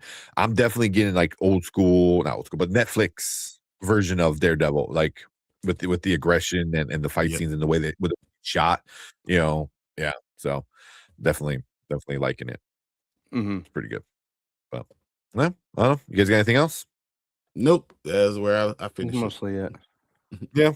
Okay. But yeah, we're all really, really liking it. I think it's really good. How many episodes this season's getting? 8? 8. Was it? I think it's gonna be 8, yeah. Yeah. So we're almost halfway through. So we'll see how it goes. But I think from now on we're getting 1 episode a week, and then so we still got 5 more weeks of Daredevil. And so if you're watching on the replay, make sure you hit that like button, hit that subscribe button right down there. Come and join us every Thursday when we're talking about the newest episode of Daredevil. We want to hear from you guys. So leave a comment. Let us know what you think about this episode or episode 2 and episode 3. Let us know.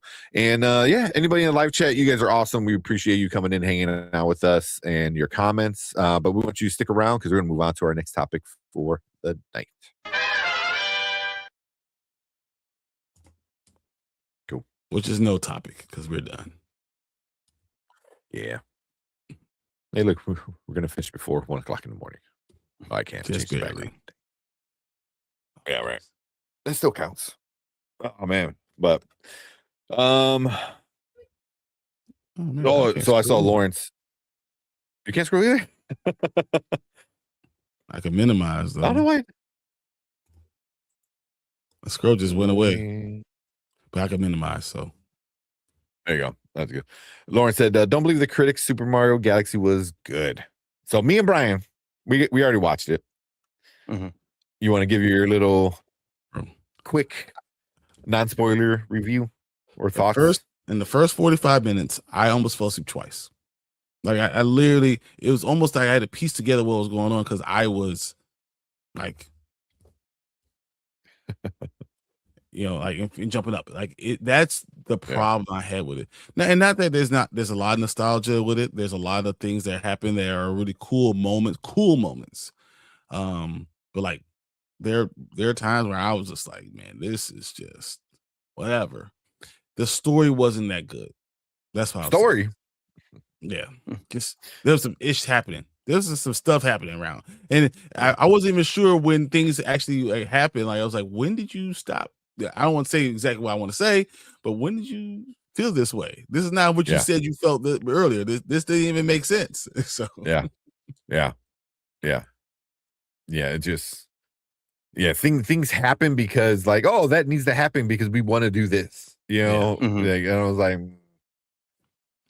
but yeah, same thing. I remember being halfway through. I look at my watch or my phone for the time. I was like, we're already halfway through, and I feel like nothing's happened. I was like, yeah. I feel like by the time I got out of it, a couple of characters, they just wasted them. 100%. I know I told you guys I was fairly disappointed in Fox. They kind of made him a little bit of a goof, which I didn't really care for. Yeah, and they really didn't have much to do with a lot of the stuff just to drive. Yeah. They made Fox McCloud a goof?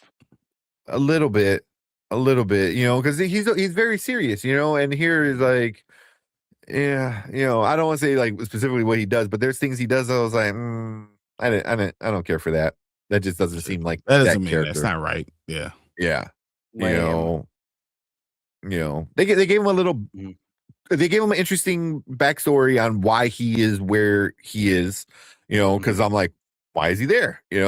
So I enjoyed that. And I was like, ooh, I can see them possibly doing like a spin-off or something like that. But then the more they used them, the more it was just like, I don't know. I didn't like how they used. There's no need to be there. There's literally no reason to be there. It was very disappointing. I love Star Fox. Yeah, and I like the idea of him being voiced by Glenn Powell. He's got a good voice for the character.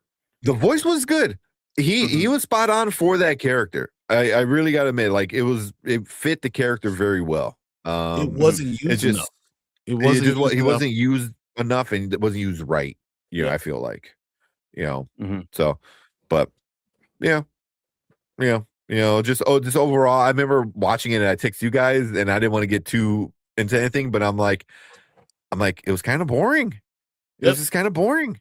Yep, and that's exactly what my kids were like. It's fine, Daddy.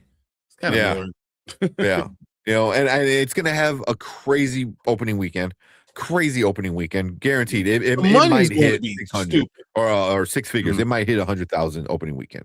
Like, I think we get back here on Monday, and we're talking about wow, are you surprised it made $320 million the first week? Yeah. I mean, international is going to be massive, but I wonder if staying power, if it's gonna especially with there's not anything else coming out next week. I don't think, right? I think it's got a couple weeks before it has to compete against anything, but I don't know. I mean, $1 billion. I bought my Michael ticket today for the 22nd, Wednesday on the 22nd, but I don't think there's anything that's coming out before then that's going to rock. Is that the Michael's the next big thing? The next biggest one. Yeah. So this weekend's obviously Mario. So you got next weekend, and so it's got a solid 3 weekends before Michael. It got 3 weekends before Michael comes and takes over. Because if Michael is a good movie, as I assume it's going to be, I could see it kind of pushing something like a lackluster sequel to the Mario, like, off to the side. And now I'm kind of questioning the $1 billion. Like, I think it's gonna have a big opening weekend for sure, but I don't know if it's gonna have a big second weekend. I don't know if a lot of people are gonna want to go see it again. It don't matter because international is going to be such a big number. Yeah. It's going to clean up house. Yeah, it's going to clean up house. You might only make. Can you imagine it making $300 million domestically, and then $800 million, $900 million internationally? Possibly, just because it's Mario. It's just. I really enjoyed the first one. I thought the first one was a lot of fun. The story was good. Donkey Kong was music was very good. well. The music was good. It hit all the right notes with the music and the sound effects and everything. This one, it just feels like, oh, look, we're doing the sound effect. Oh, look, Yoshi's doing Yoshi sounds. It was just like a lot of fan service. It sounds like a lot of fan service. A lot of like oh, so like that was like a thing that always like piqued my attention was whenever there was a noise that I heard from a game. I was like, oh yeah, I heard that. Even like Birdo. Like I love Birdo, even though she's like a super, nothing of a character, in general, but she's like a fan favorite. She was on screen for a whole 15 seconds. So they definitely throw in a lot of shit, but nothing ever really stays for too long. Yeah. So yeah. It just fan service isn't a bad thing. Fans are customers. 100%. Fan service is not a bad thing. It makes a lot of money. I just don't think when you're talking about the type of movie, I think people are going to say it's not a great movie, but it's going to be a very profitable one. Well, and that's what we're hearing. Lawrence said he liked it. Sully Streams, go check out his review, but he said, it's kind of saying what we're saying, but he's saying he liked it. Paper thin, plot, but everything looks good. Everything looks really good on screen. Yeah. And I'm all for fan service. Unfortunately, you can't. You can't depend on that solely when it comes to making an actual narrative. You need that in addition. Like the first one. I think the first one had a lot of fan service. It did a lot of things to make fans happy. But and it had a good story. Yeah. Oh, excuse me. Also, I saw Delta said, I don't see Danny Rand coming back this season. Maybe Luke Cage cameo. That's what I'm pretty sure that Danny Rand was the thing that they said that it's going to be more Danny Rand season 2. Most say Finn Jones is the one who's going to come back as Iron Fist, and that they couldn't figure out the whole thing with Mike Coulter still. Yeah. Lauren said I saw it with two friends. Okay. How they like it? Because I know you said you liked it. When you all watch Nick, Mike, and Alice, see if Gilmore Girls pop up as the next movie goes off. Okay, no, just you, man. Just that's funny. Oh man, but yeah, I was pretty disappointed. I'm not gonna say it's not a bad movie. It just wasn't that great. Great, yeah. Like the first one I thought was a lot of fun and everything. This one was definitely just, I think it just went through the motions. Like, oh, there's Yoshi, oh, there's Hammer Bros, and there's this and there's that. So, well, yeah. I need a Starbucks in the theater. Well, yeah, I better have a Starbucks next to ours. They're all right next to it. Yeah, but they don't let you bring it in. That's a bad thing. That sucks. I for sure got some. My theater don't care. Oh no, they don't care. Yeah, they don't care. I never really. Well, now I'm fucking pissed that they got rid of the dine-in at the theater I go to. So I was like, well, now I'm gonna bring in food, man, because I want to eat. You got me used to eating while watching a damn movie, AMC. And now I want to eat, and you're like, no, you get a pretzel, right? I was like, damn it, I'm so pissed. They don't say nothing. I got brought in tacos. Yeah, because kids are not going to argue with you about I'm going to argue with me. Yeah. Oh, yeah. It said popcorn and Venti salty cocoa brew. No, that sounds really good right now. No. Not gonna stay up longer than I need to. Yeah. Oh man, don't remember when Taco Bell used to be in Ford City. No, that's funny. Yeah, I brought a popcorn and a popcorn bucket. You see, as long as you buy it, then they're not gonna be upset about it. Wow, they still get money. Yeah. Cobra was brewing. Nice. Oh man, I'm at a point where every so often I have to lay off the caffeine, because like it stops doing stuff for me. Like it just doesn't do anything. And then since I haven't had a migraine in a while, which is good because medicine. But just in case, I want to be able to take a bunch of caffeine and have it hit me. So every so often I have to kind of cold turkey coffee for like a week. Yeah. Usually it's like a week, and then I get back on it, and it's not like I go crazy with the coffee, but I sometimes go crazy with the coffee. There's some days I'll get 3-4 cups. I gotta stay awake today. I'm driving all across America. yeah, you for sure. Man, Fernando said I got my migraines all the time since I was a kid. Yeah. I think since I was a kid. I wound up having meningitis when I was a kid, and didn't realize until I got older how dangerous that was. Like legit how dangerous that was. Like so yeah. So once I started doing medical stuff, and I was like, oh yeah, that's not good. So turned to a real big problem. But I always wonder if that affected me getting migraines, so we'll see. But yeah, my migraines suck, man. Caffeine works, and the cold caps is lifesavers. My friend didn't like the post credit. He wanted I didn't even see the post credit. We did. I can't remember what happened anymore, but we definitely stayed and watched it. I was like, whatever. Yeah, there's 2 of them. There's a bit of credit and a post credit, I believe. Okay, so last time. Yeah.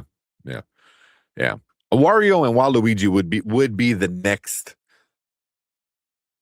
idea. I think that would be the next way to go. But you drink 3 Mountain Dews a day? Well, I used to when we worked at a video store. Yeah, not anymore. Yeah. Well, I have autistic ADHD. Coffee keeps me functioning. Keeps me alive. Yeah. It's Daisy. Okay. I guess. Well, she yeah. Yeah. Whenever am I gonna usually go to electrolyte drink? Yeah.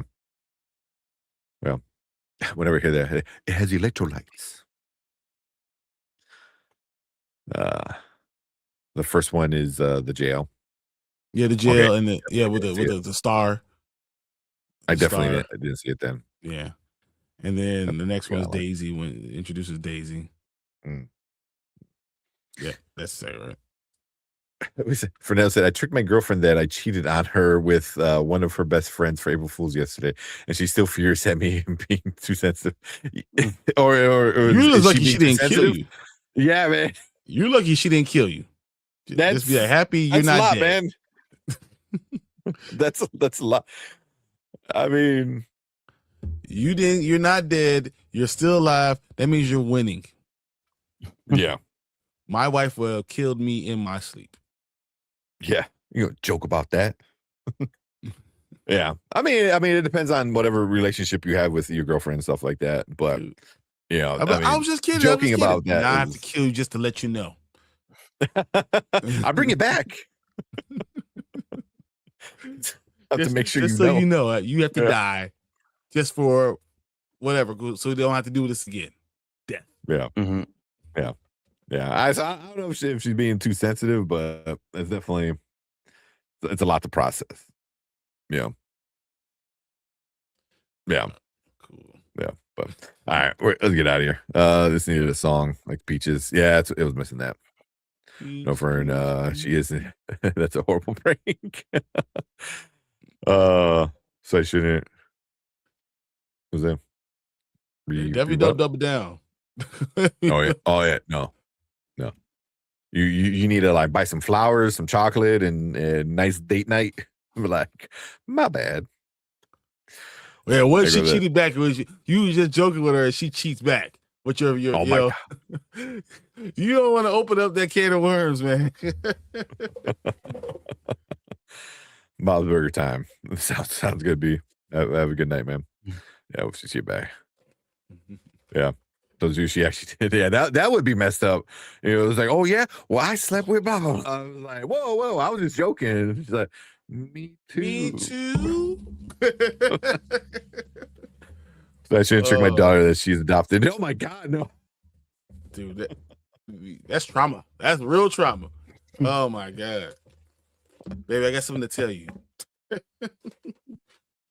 Yeah. Oh, the worst thing is she tricks you and she's like, you're not the dad.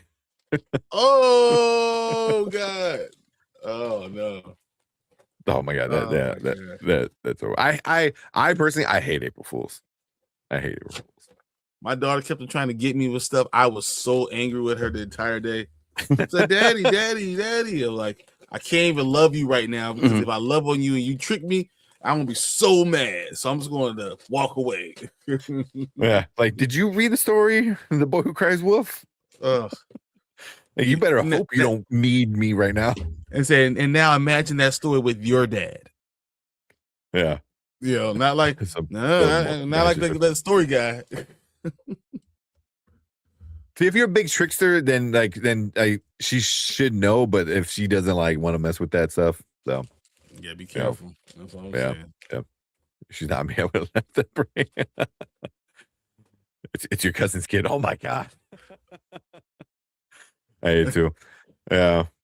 There's always something because early in the morning I forget it's April Fool's.